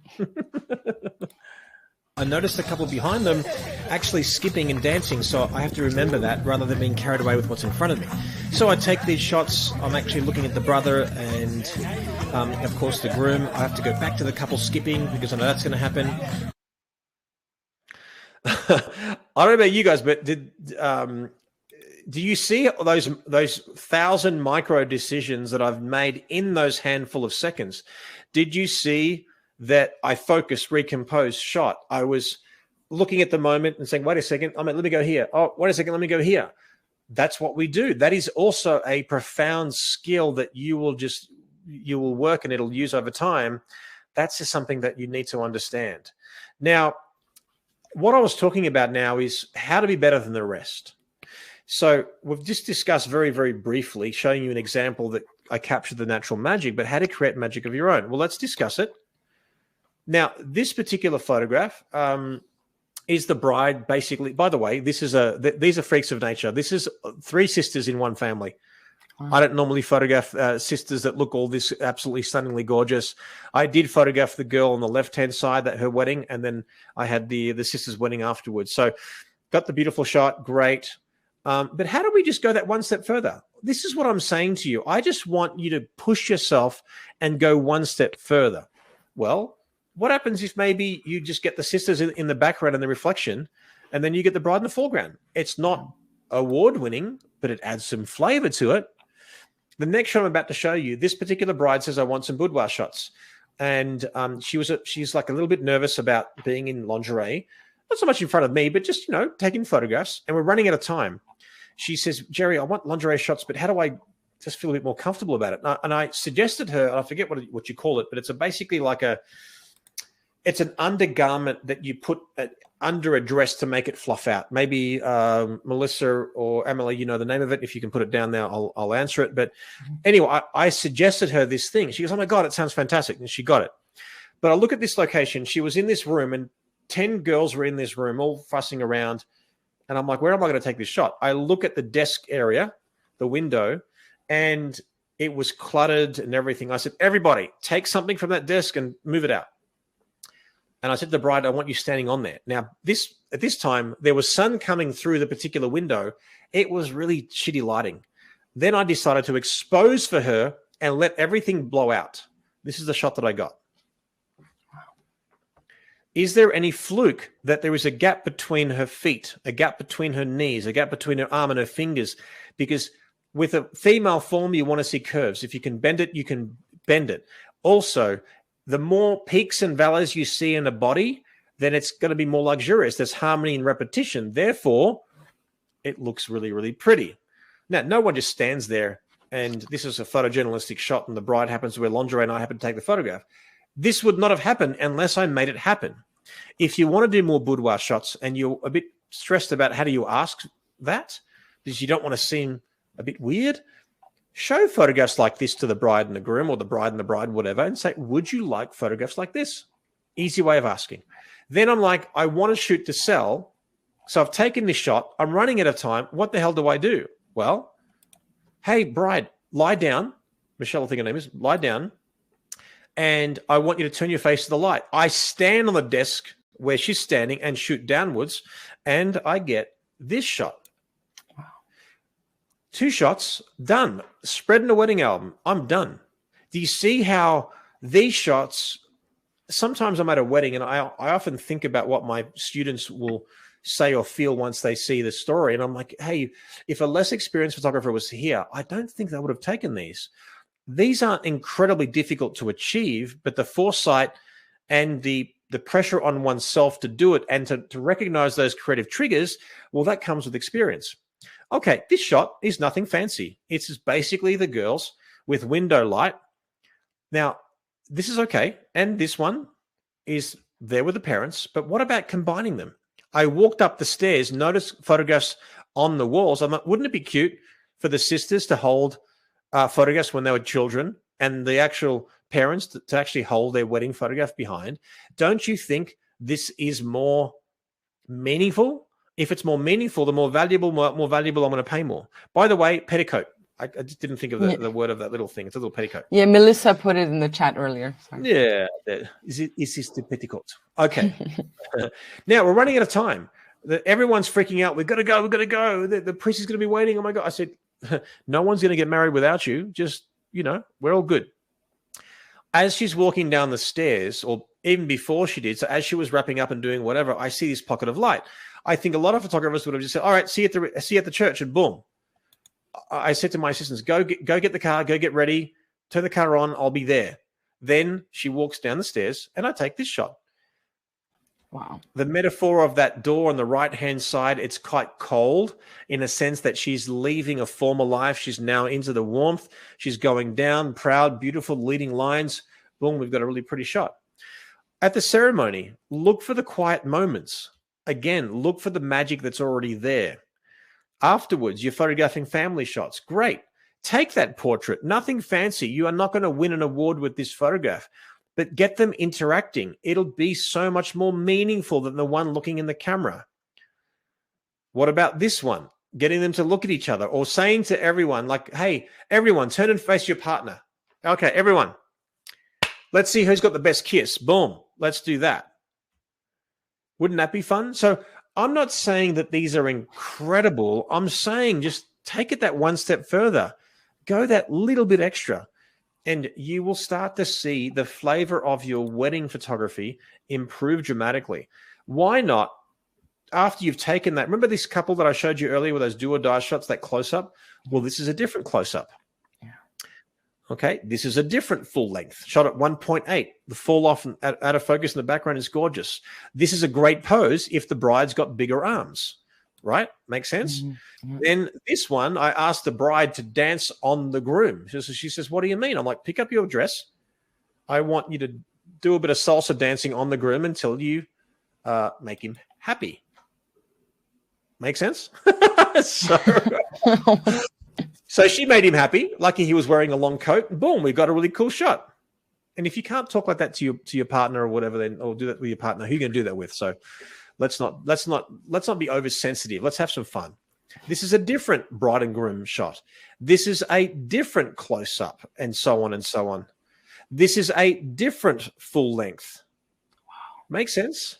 Like all of these shots were taken across the road from the church. Whereas a lot of us would have just gone to the reception or whatever. But look around you. Take your time. Take a breath. Don't assume that the couple are going to think that you're a pain in the ass by doing more of these photographs. Sometimes we're too polite. I'm tired. I'm thirsty. I'm hungry. Jerry, I love you, but I'm done. I'm like, in a day, in a week, in a month, in a year, you will not care about these extra 30 minutes we're going to photograph. You will just care about you looking the best you've looked in your life. This will be a valuable waste of my time, my talent, your beauty, and this story if we don't actually photograph for another 30 minutes. How about this? Hey, bride, take a break. I'll photograph the groom. Have a drink. I'll get you back in a minute. Take a shot with the groom, the boys, get the bride back in. Have some fun. Raise your voice. Get the energy up. Have some fun. And boom, 30 minutes goes very, very quickly. And now, again, they're not going to give a shit the following day about that extra 30 minutes.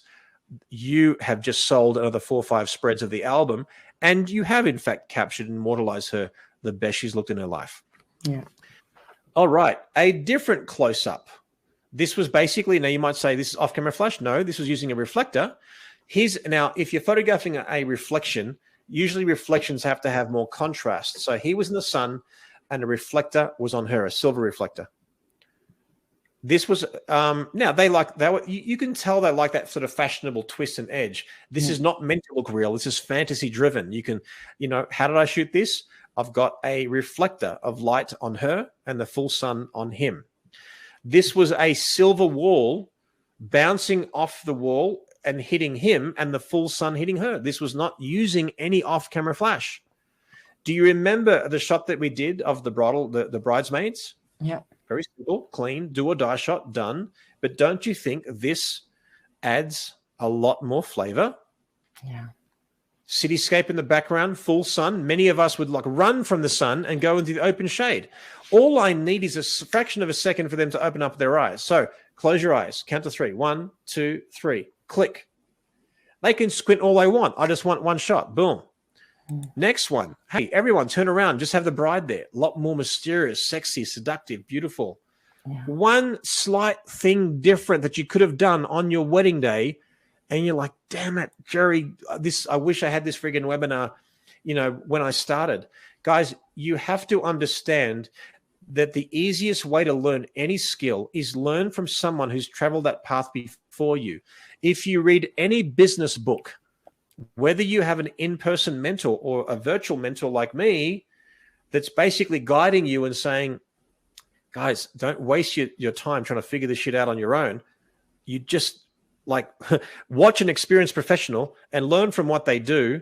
Watch Gordon Ramsay cook in the kitchen, and will it make you a better chef and convert you from a cook to a chef? Absolutely. A cook is like a karaoke singer. A chef is like you are a singer-songwriter where you're making it your own. These are just slightly different things. Look at this one again, just beautiful, proud, strong, knee forward, gorgeous, chins up. Then, do you remember that little bridal party shot that we did? Very standard. I call this almost like a firing squad photograph. It's friggin' boring, but it's sort of let me document what you look like. This is not who they are. This is what you look like. But imagine you could go from this and the power of this one.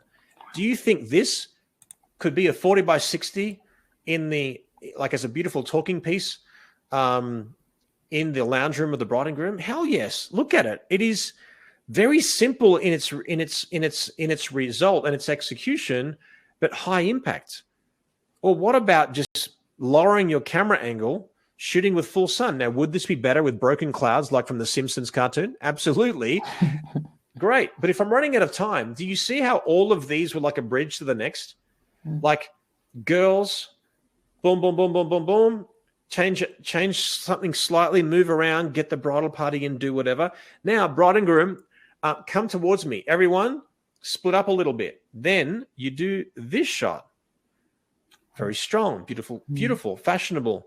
Then I bridge to the guys. So the guys, we said, boring photograph, looking in the camera. Or why don't you do what I call the reservoir dog shot, where basically they're just walking along looking cool in suits. Wow. Then, if you've got more time, what did we say? do a different close-up of the bride and the groom, do a different full length.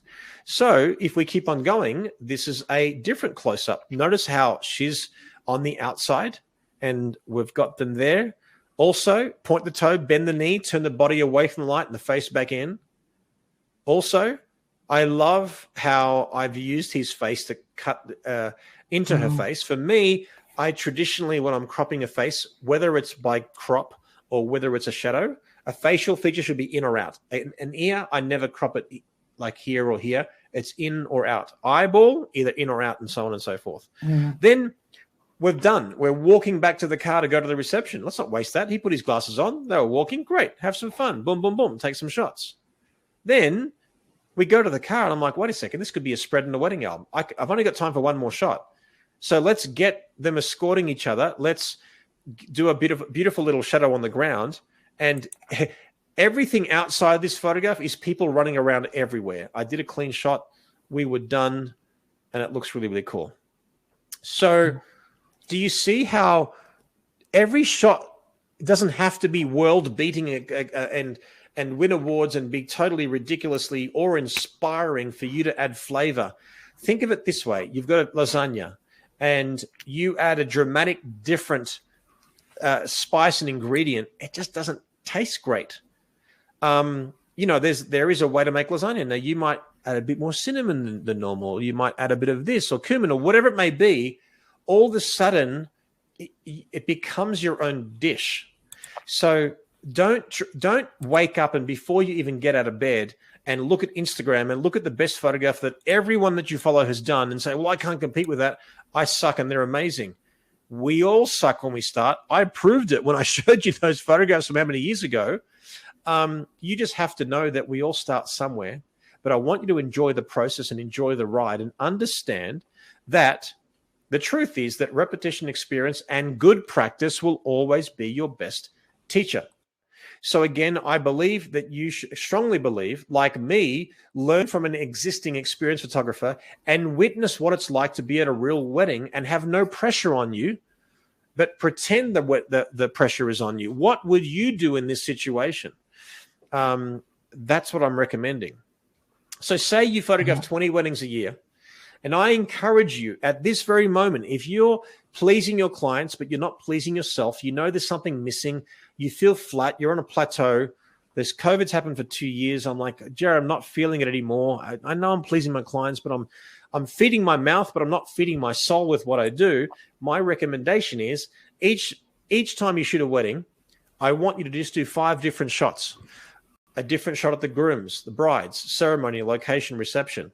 Just one shot different at every single part of the wedding. And you do 20 weddings, you've now just added 100 different photographs to your folio on Instagram, on your website, on Pinterest, whatever it is that you do. That's pretty amazing. Okay, I did promise you guys that I will show you how this photograph was created. I'm going to show you footage and how, in fact, this was done. But wow, how much have we covered in an hour and 45 minutes? It's been crazy.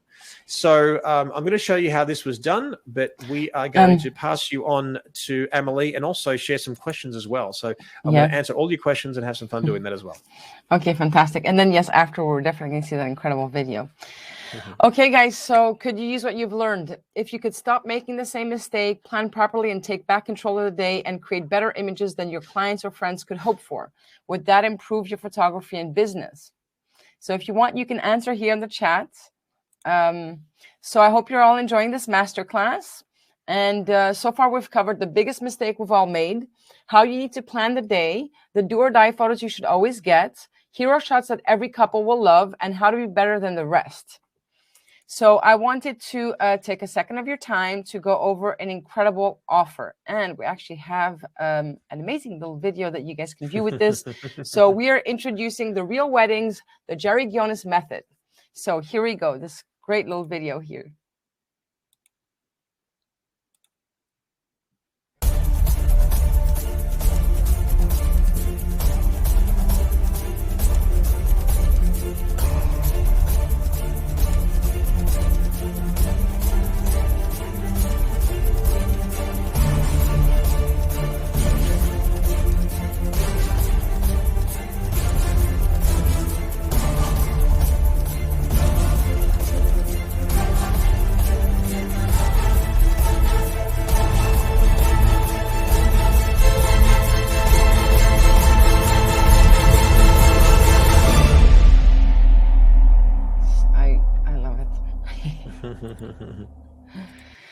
Okay, up here we are back to Man, it's every time I see that. I know this sounds funny, but it makes me want to photograph a wedding. When I started, I had the privilege of, again, holding the bags of an experienced photographer.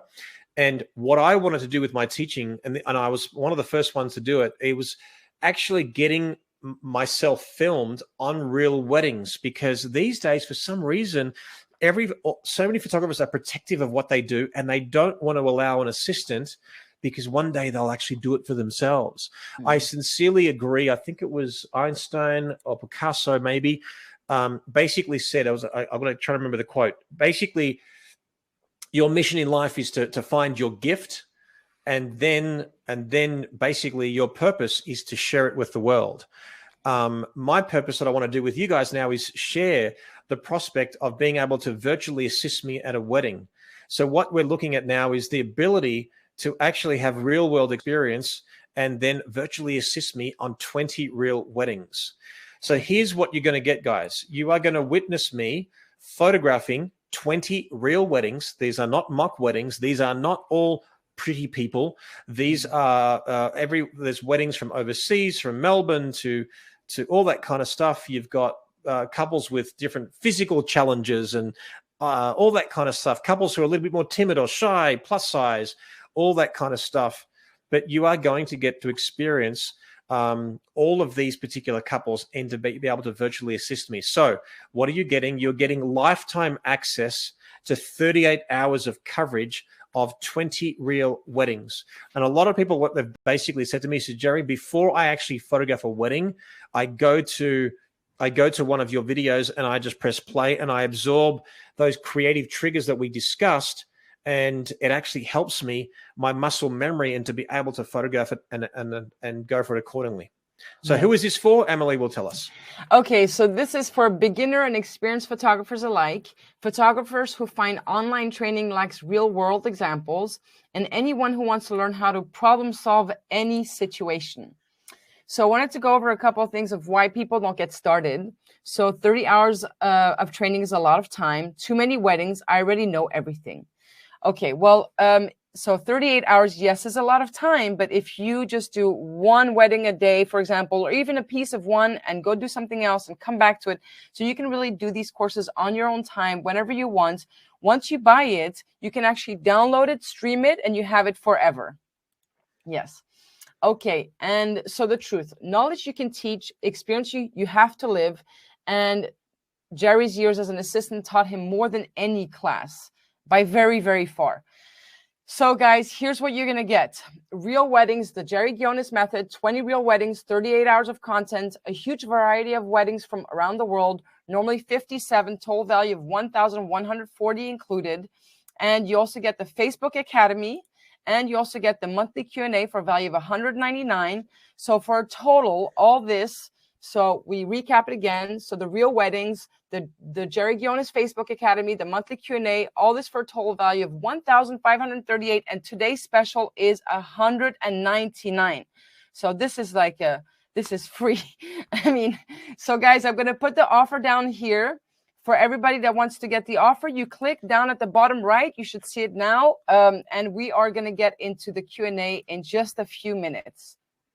Okay, so there's also one added thing here is we have so much confidence that you're all going to love this, that we have a 30-day money-back guarantee. You need to know that every time somebody does any of these courses, they're so happy and they learn so much, and they just take their whole wedding photography to another level. Anyway, so we really can do this. Yeah. Thank you so much. Yes. Thank you. All right. Well, let's I promise you that I want to show you how that photograph was created. Okay. So that was in camera. So let me show you. So if you look at this particular photograph, you are basically seeing this couple are in open shade. There's full sun on a wall behind them. And then if you click on the next one, what I do is I expose for them. Okay. Then if you look at it closely, I'm actually choosing a multiple exposure. So multiple exposure on. Then I change my picture control to vivid. I change my white balance to cloudy. And then I'm actually looking at this photograph. So imagine I've actually taken this photograph first. I've clicked the camera with a Nikon camera system. I'm not too sure about other camera systems. You take the photograph, then it's a ghosting effect. Then I turn my camera 180 degrees, and then you're about to see the completion of how this photograph was made. So roll the tape. Yes.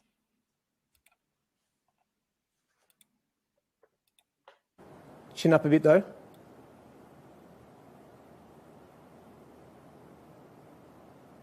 And yes, this is something he would do on a wedding day too, by the way. Whew. Boom. So beautiful.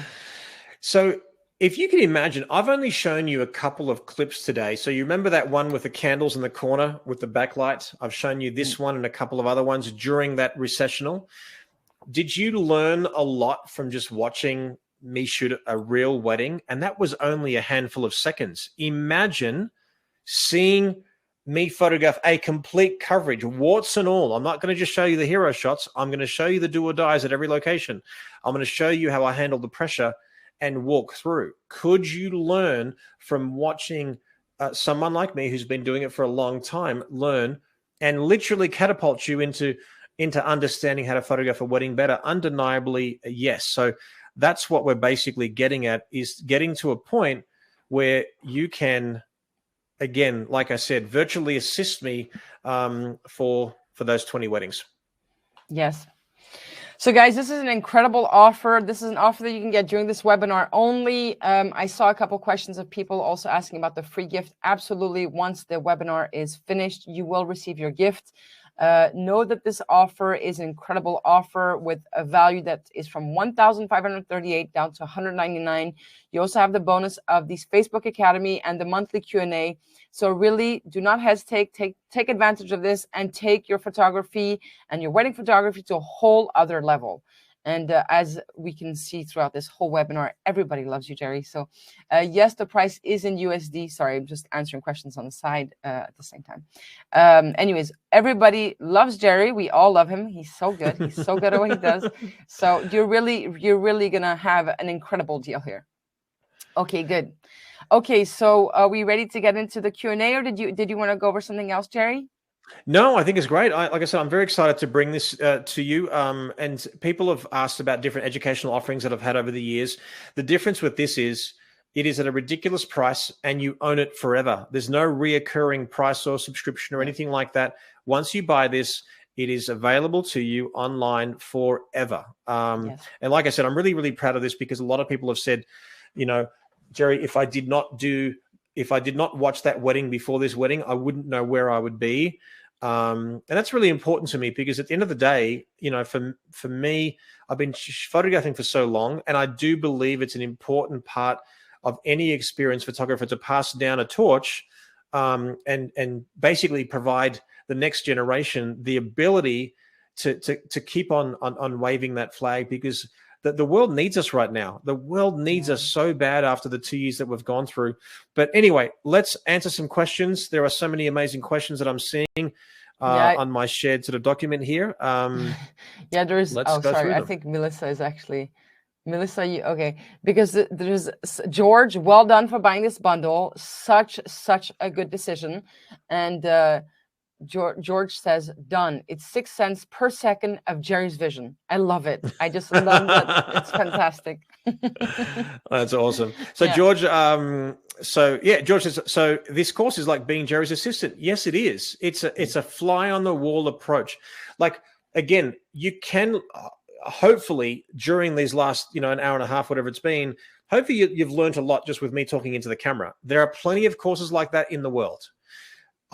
I humbly say this, I don't know there's any other human being that has actually filmed as much content of real world jobs, not only in the wedding industry, portrait, fashion, boudoir, you name it. But again, I'm telling you, when you watch a wedding photographer in action, even if you don't shoot weddings, you will learn more about the art and craft of photography than I believe in any other genre. Like I said, you shoot a wedding, you're shooting weddings, portraits, fashion, families, streetscapes, landscapes, all that stuff under pressure. So if you do that, no matter what genre that you get approached with, you will actually photograph it more confidently. So thank you, George, for that comment.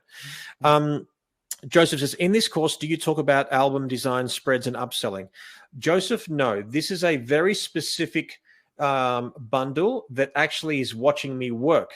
If you actually want to learn the art and craft of wedding photography, where I talk about what I call the 5 steps to a great photograph, and that is lighting number 1, location number 2, posing number 3, number 4 is technique, number 5 is emotion. So I set the foundation and understanding of everything you need to know for the art and craft of wedding photography. So short of showing me photographing weddings, we also have another bundle of the art and craft of wedding photography. So you can purchase that. And perhaps, Emily, I don't know if you want to share a link to where they can purchase that as well. Let me get that. But look out for that, guys, too, because that is an incredible foundation that works in harmony with watching me work. So imagine Gordon Ramsay. I'm not likening myself to the Gordon Ramsay of photography, but let's just give you an example. If Gordon Ramsay is teaching you and talking into the camera on how to cook, great. Then watch him, all night, creating dishes and all that kind of stuff. So think of it like that.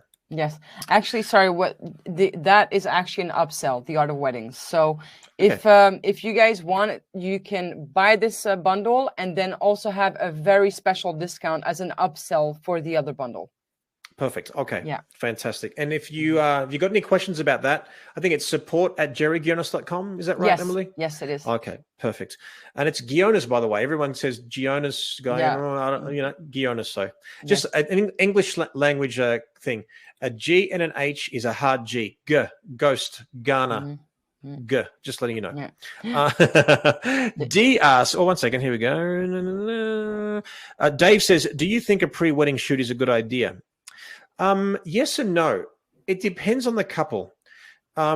Certainly, if you condition your clients into, buying a wedding album straight away, like an album is inclusive with every collection, and then you get over that hurdle, I'd say get over that hurdle and then say, would you like to celebrate, you as a couple, independent of the wedding, with an incredible shoot of just you as a couple. Some people like to include it in their collection.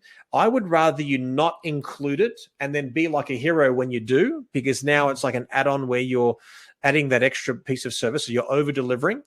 And there are some, and also for someone like me, whose most of my weddings are overseas or interstate, it's a pain in the ass to do, because if I offer you a pre-wedding shoot and I include it in the collection, and I have to travel to you to shoot your wedding, well, when do I do it? The day before? There's a wedding rehearsal, or you're busy, or you're tired, or whatever. After the wedding, you're on your honeymoon, your wedding night. So I'd rather leave it out of my collections and add them if it's appropriate, depending on geographically and whether you believe the couple will want it, and let alone pay for it. Okay. Let's keep on going. D says, as a man, how is it taking boudoir shots in today's climate? I totally get we're living in a very sensitive time. Obviously, the Me Too movement and all that stuff. Yes, you got to be careful. I strongly not even insist. It's a must. I never photograph a woman, boudoir, or anything that's remotely, to be honest, not even on her own almost in any situation. Very rarely do I photograph a woman on her own, let alone in a vulnerable state like being a nude, semi-nude, or implied nude, or in lingerie. I have to have the makeup artist there, my wife there, someone there to be comfortable.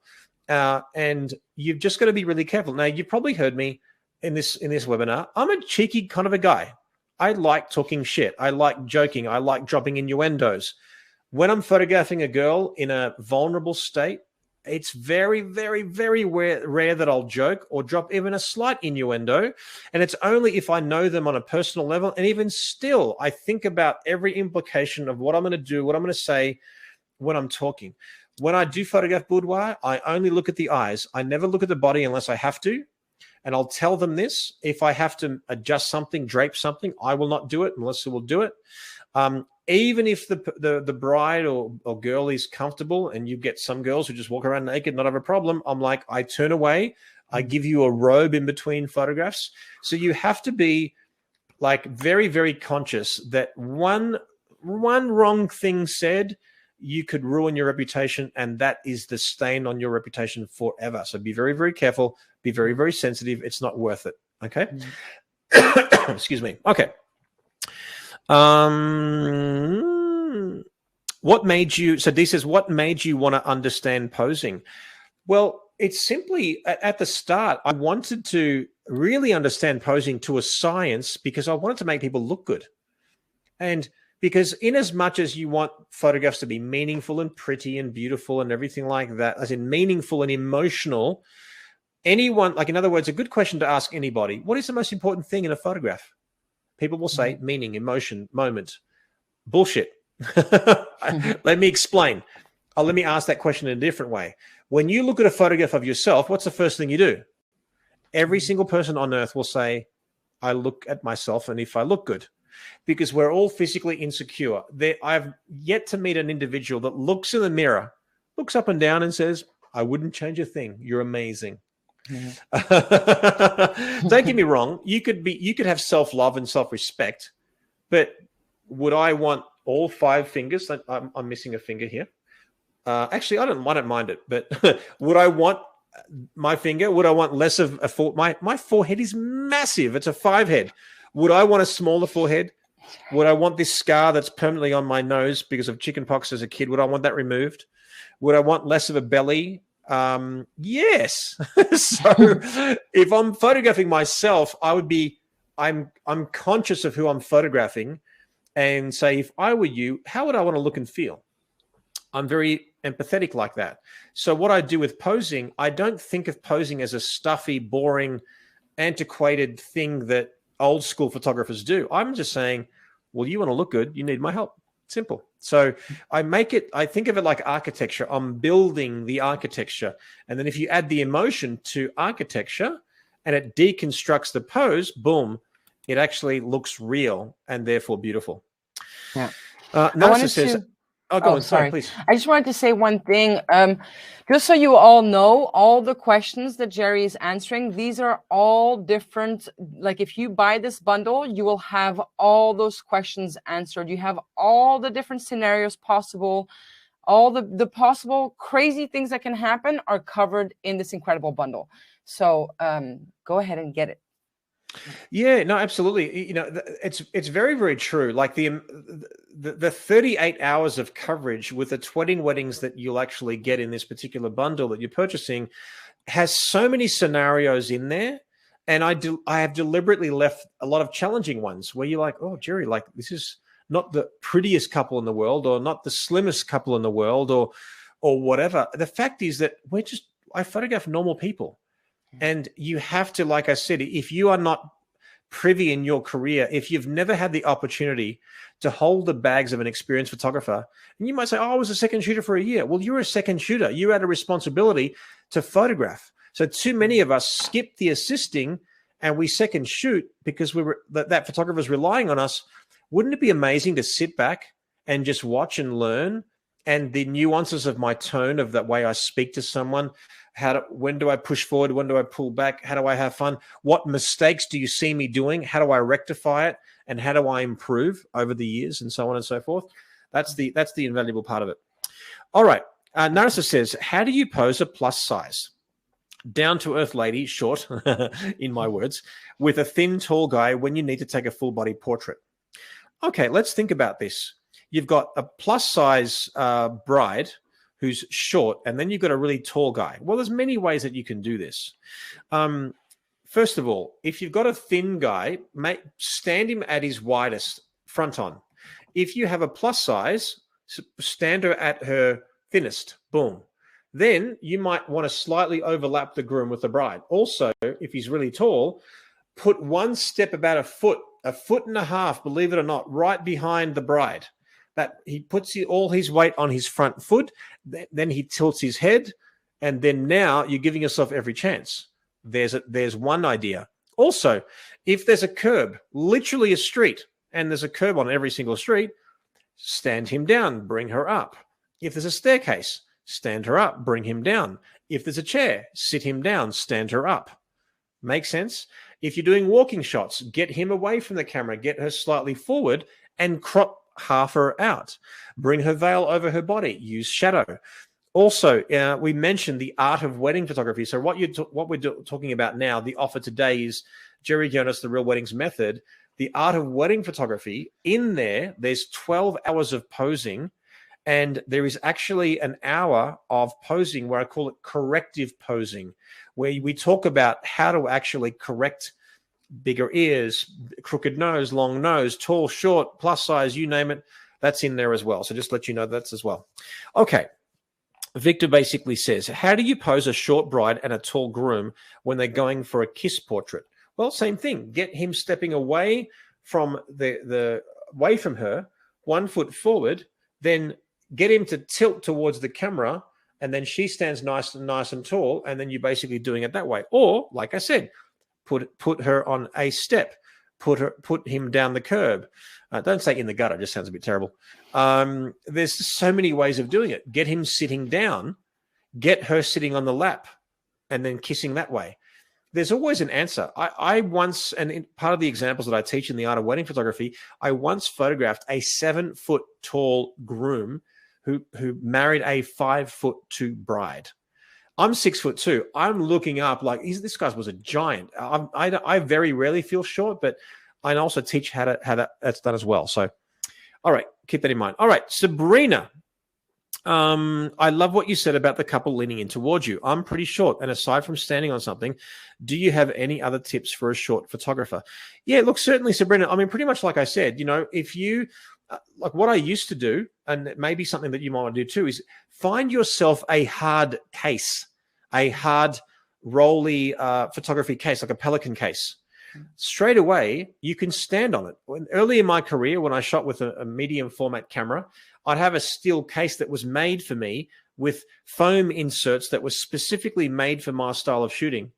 Like it was all perfectly, set up. And I could basically stand on the case this way, this way, this way. I had 3 different heights. It was fantastic.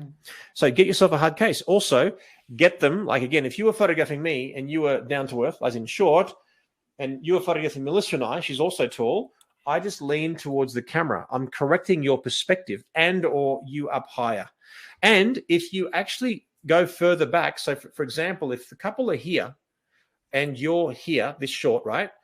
If you shoot with a longer lens, do you see how the perspective, I mean, you're not seeing my hand, but even this way, let me just look at the camera.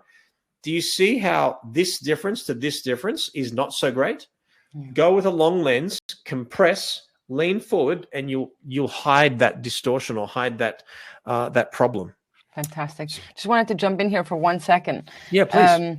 Everyone, we're going to do a Q&A for about another 15 minutes. So I really want to prompt you to take advantage of this offer because it will be gone after that. That was my little message. No, perfect. There's nothing that inspires desirability other than scarcity. And the fact is that if you're on the edge, I feel almost embarrassed for charging $199 for all of this experience because it is so much value. And again, you get it for the rest of your career, like your life. This is it. You are going to get access to this forever. Yeah. It's a no-brainer, and I'm very, very proud of it. And I hope you guys really, really enjoy it. Okay, Stephen asks, I've always been told that if I'm taking a photo of a head, that I should include the full head. It shouldn't be cut off. Some of yours have the hair cut off and they look great. Can you give any thoughts on this? Well, Stephen, someone like me came to you and had a particular personal bias and said, allow breathing space above the head. You will see countless masters of our industry that have gone long before us that crop into the hairline, no problem whatsoever. For me, if you look at Vogue magazine, Harper's Bazaar, Vanity Fair, you will see it over and over and over again. You have to distinguish a personal bias, whether it's from the other person that you learned from or myself, and say, Jerry, screw you. I don't agree with that. I'm going to do it this way because I believe it looks good. No problem. If your gut is telling you which it is, I don't agree with that other person. I agree with you, Jerry, that I want to be creative. What did I say? I said, do what you have to do what you want to do.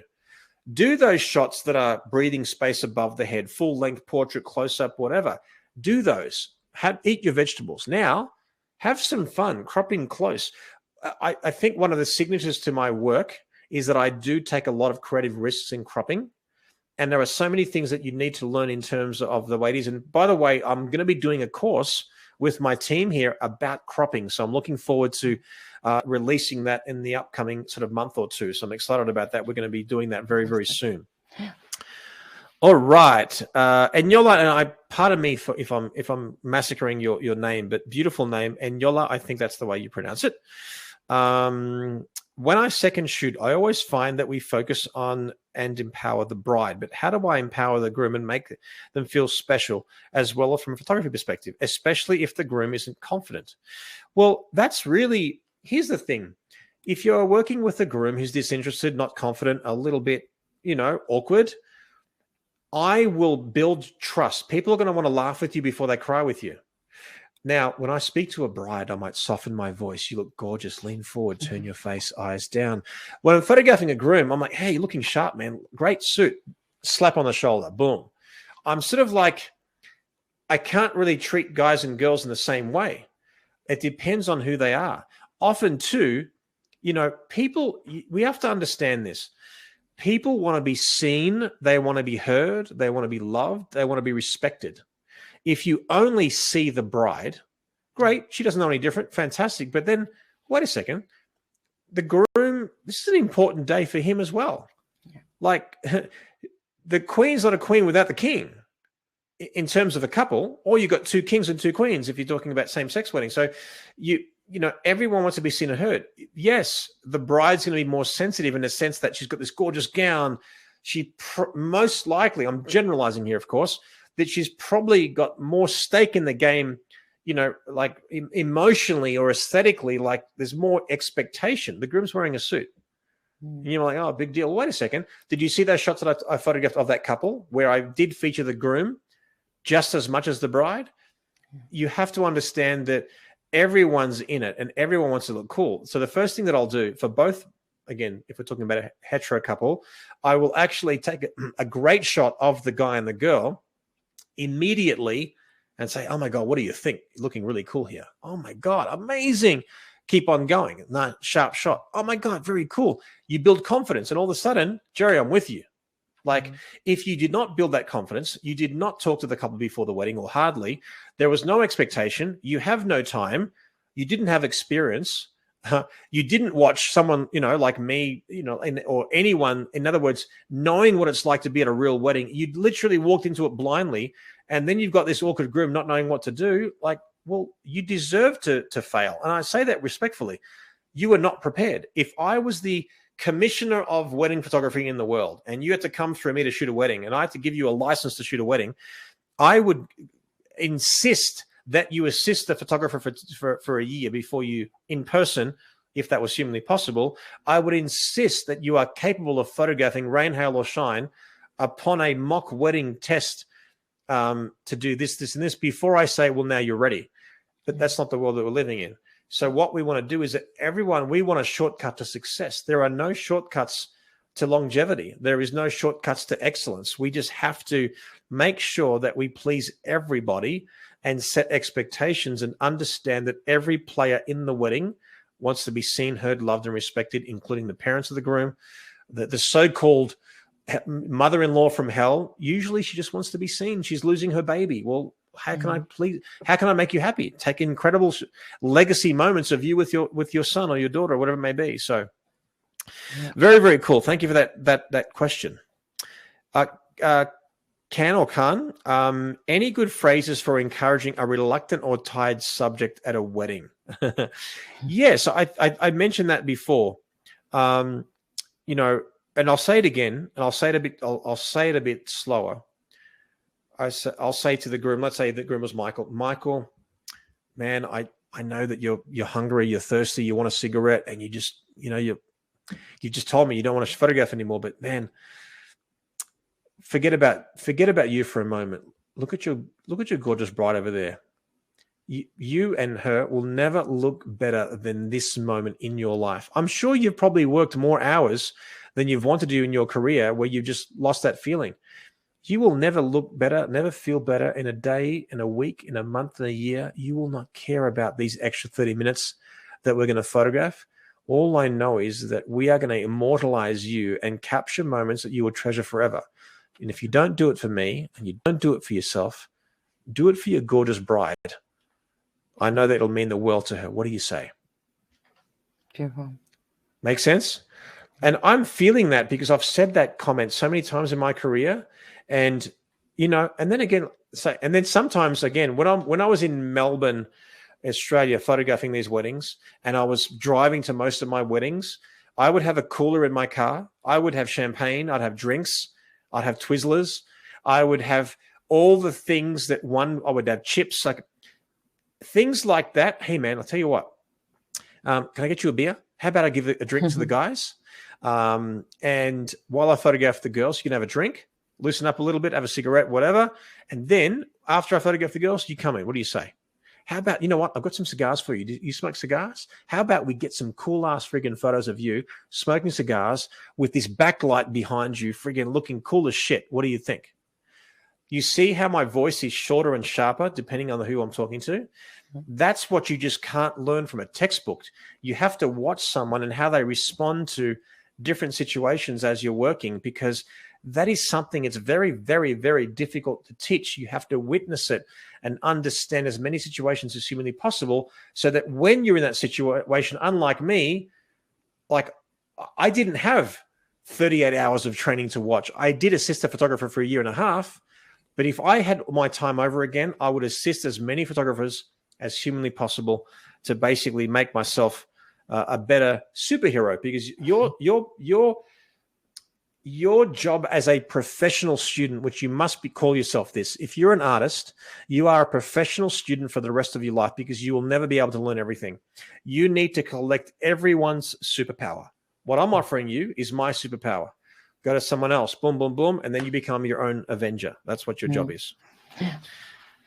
All right. You want to add something in there? Yes, I wanted to say we're going to be wrapping up in a few minutes. Like I said, this bundle is incredible. The upsell is also incredible for those that actually want to get the upsell as well. And there's a money back guarantee. We have absolutely no doubt that you will love this, which is why we can have the money back guarantee.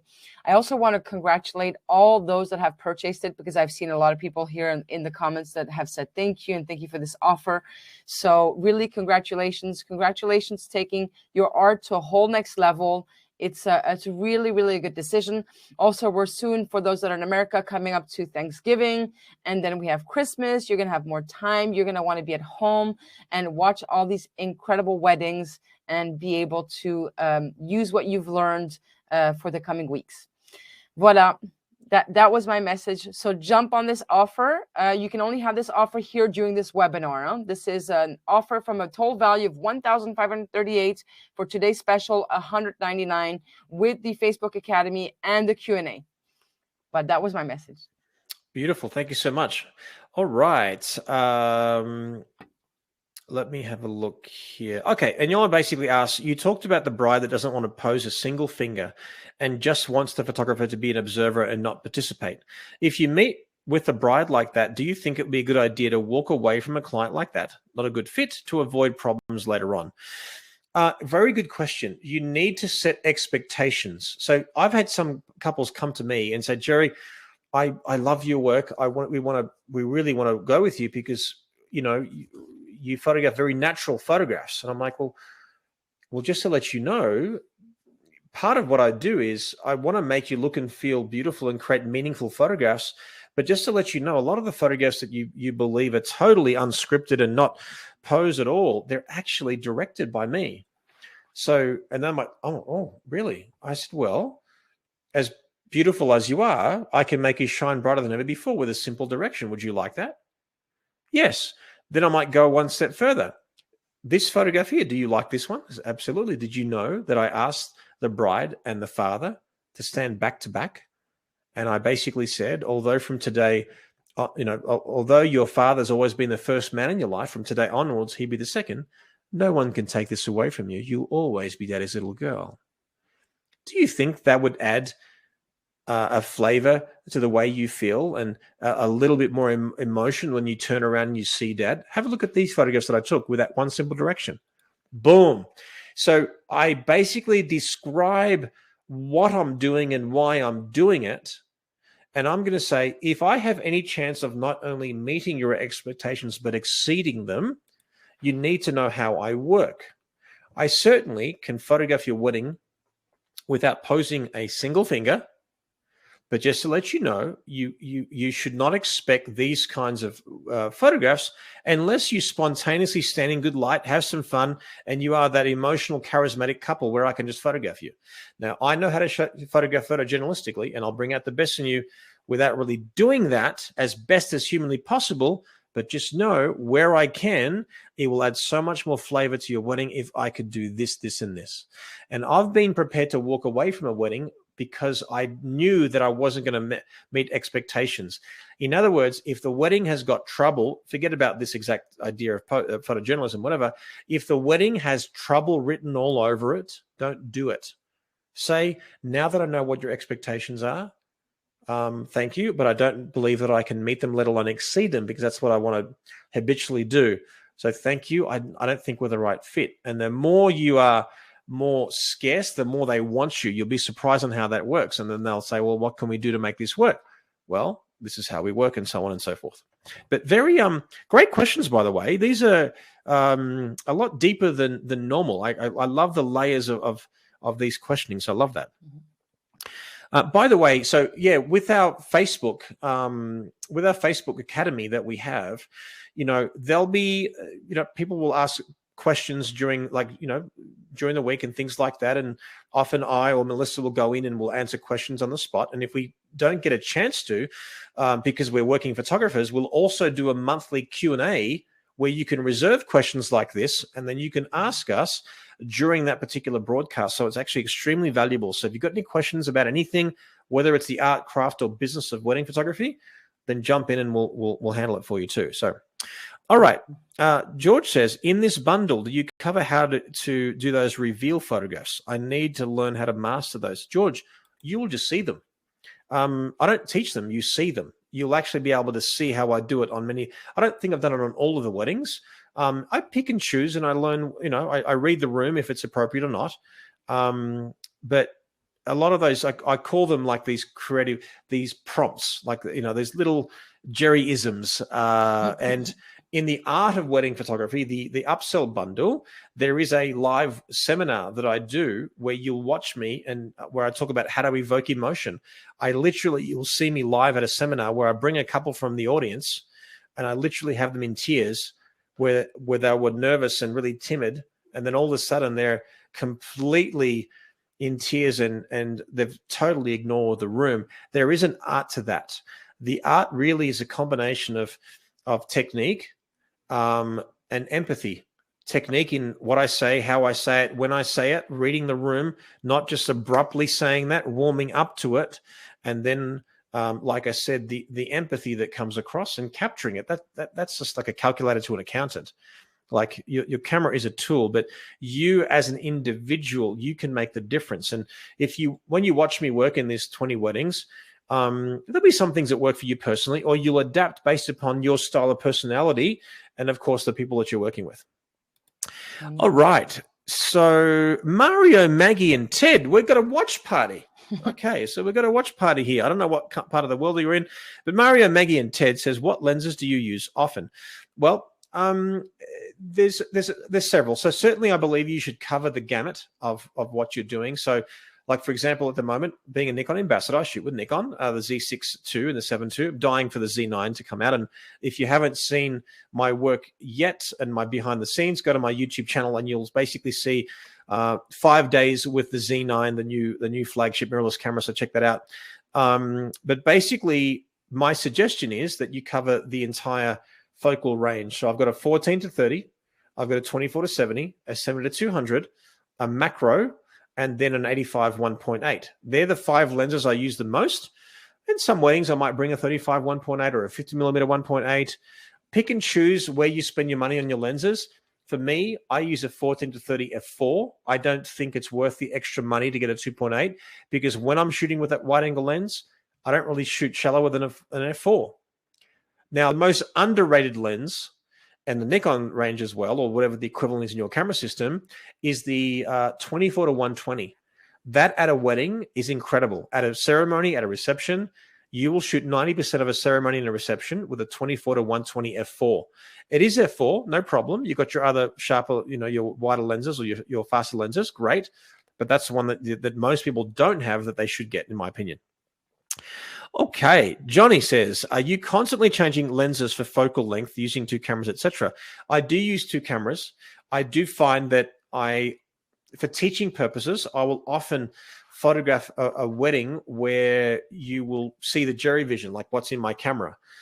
So I've often got a housing and I've got a transmitter where it's transmitting. So I'm normally using 1 camera for doing that. Now, a normal wedding where I'm not trying to teach or film it to basically, show you guys, normally I'll have 2 cameras. And again, I'll have an 85mm f1.8 on the main camera because I'm using it a lot.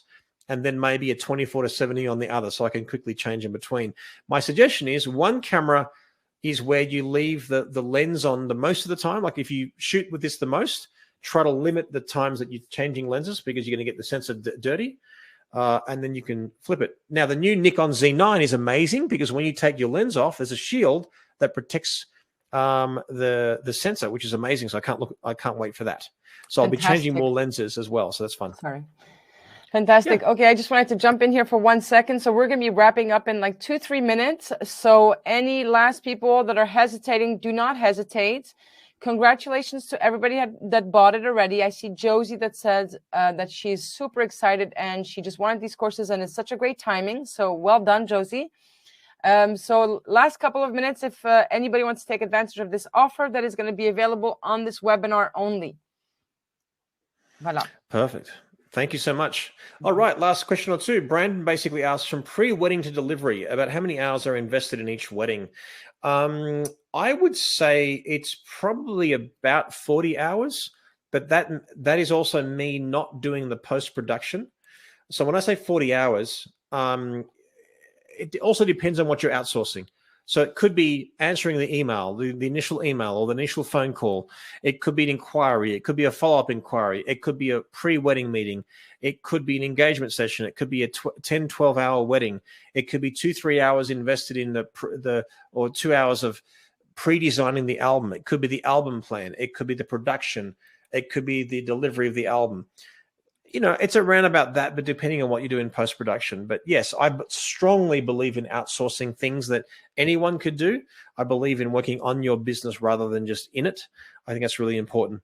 And last question, Victoria, do you use any other light sources of lighting besides flash? If yes, what is your favorite one? Well, it's probably biased, but I'll tell you my favorite light source, other than a speed light or a strobe and a reflector, would be the ice light. The ice light is right here. This is illuminating me from behind. I don't know if you see it there. Let me keep on going. Where is it? This is this one. That's using the barn doors. That's the ice light. It's a continuous light. It's beautiful. It's big. And you feel like a Jedi, which is really, really fun as well. So to wrap up here, guys, before maybe we have some closing words from Amelie there, I just want to let you know and empathize with you. It's been a really, really tough time to be a wedding photographer. Let's face it, our industry literally died for about 1.5 years. I know many parts of the world it's opening up, but the word on the street, and because I've got the ear to the ground to so many photographers all around the world, people are going crazy. It's like the roaring 20s. Remember, history repeats itself. Back in 1918, influenza happened. Millions of people died. World War I barely was over. And then all of a sudden, influenza happens. And, just surviving was amazing. But let alone people held on to the money that they had. And then after that, they decided to just celebrate. We survived the influenzas. We survived World War I. Let's ignore World War II for the moment. And the roaring 20s happened. People wanted to celebrate and have fun. People are proposing and getting married like it's going out of fashion. The dates are getting booked up dramatically all around the world at different venues. You're either going to be on that train or you're not going to be on that train. Just know that if you've survived as a wedding photographer, you've been resilient, you've been strong, you've been patient. The world is opening up. Take advantage of it. And I just want to empathize with you that don't begrudge the time that you've wasted the last 1.5 years watching everything on Netflix. If you haven't used your time wisely, forgive yourself. Today's a new day. Let's have some fun. If you're watching this, you survived. I was this close to the ultimate, as in I got COVID, and I was this close to not living and not living through this thing. I'm saying to you that every day is a blessing. Every day is beautiful. And the fact is that I am ridiculously happy as a married man and as a photographer. I am very, very happy with my life. Once you're happy and content with your own life and you're a wedding photographer, you want that for everybody. It's a responsibility for you and I to continue honing our craft and continuing to bring out the best in people that we're photographing, because we are historians. This particular period in our life is unprecedented. Can you imagine the importance and looking back and telling your kids and your grandkids, do you remember 2020? The running joke when I'm going to a restaurant these days is, can I have a 2019 Diet Coke? And Melissa's ordering some wine. I don't want to, like 2020, 21 friggin' sucked. Yeah. But the fact is that people are connecting with their families like never before. Family portraits are skyrocketing. Weddings are skyrocketing. People are realizing that life is short and they want to celebrate. And why not be with an incredible storytelling and a photographer like you behind the camera? So Thank you for your time and thank you for your trust. It's been amazing to spend about 2.5 hours with you guys. So hopefully you stay till the end. It's been amazing to spend some time with you. Yeah. Thank you, Emily, for hosting as well. Thank you so much, Jerry, for everything. As usual, it's always such a beautiful moment listening to you. Thank you, guys. Thank you, guys. Yeah. We'll see you next time. And we'll see you. Hopefully we'll see you in person one day too. See you soon. Yes. Thank you. Have such a great day. Thank you very much, everyone. Thank you. Bye.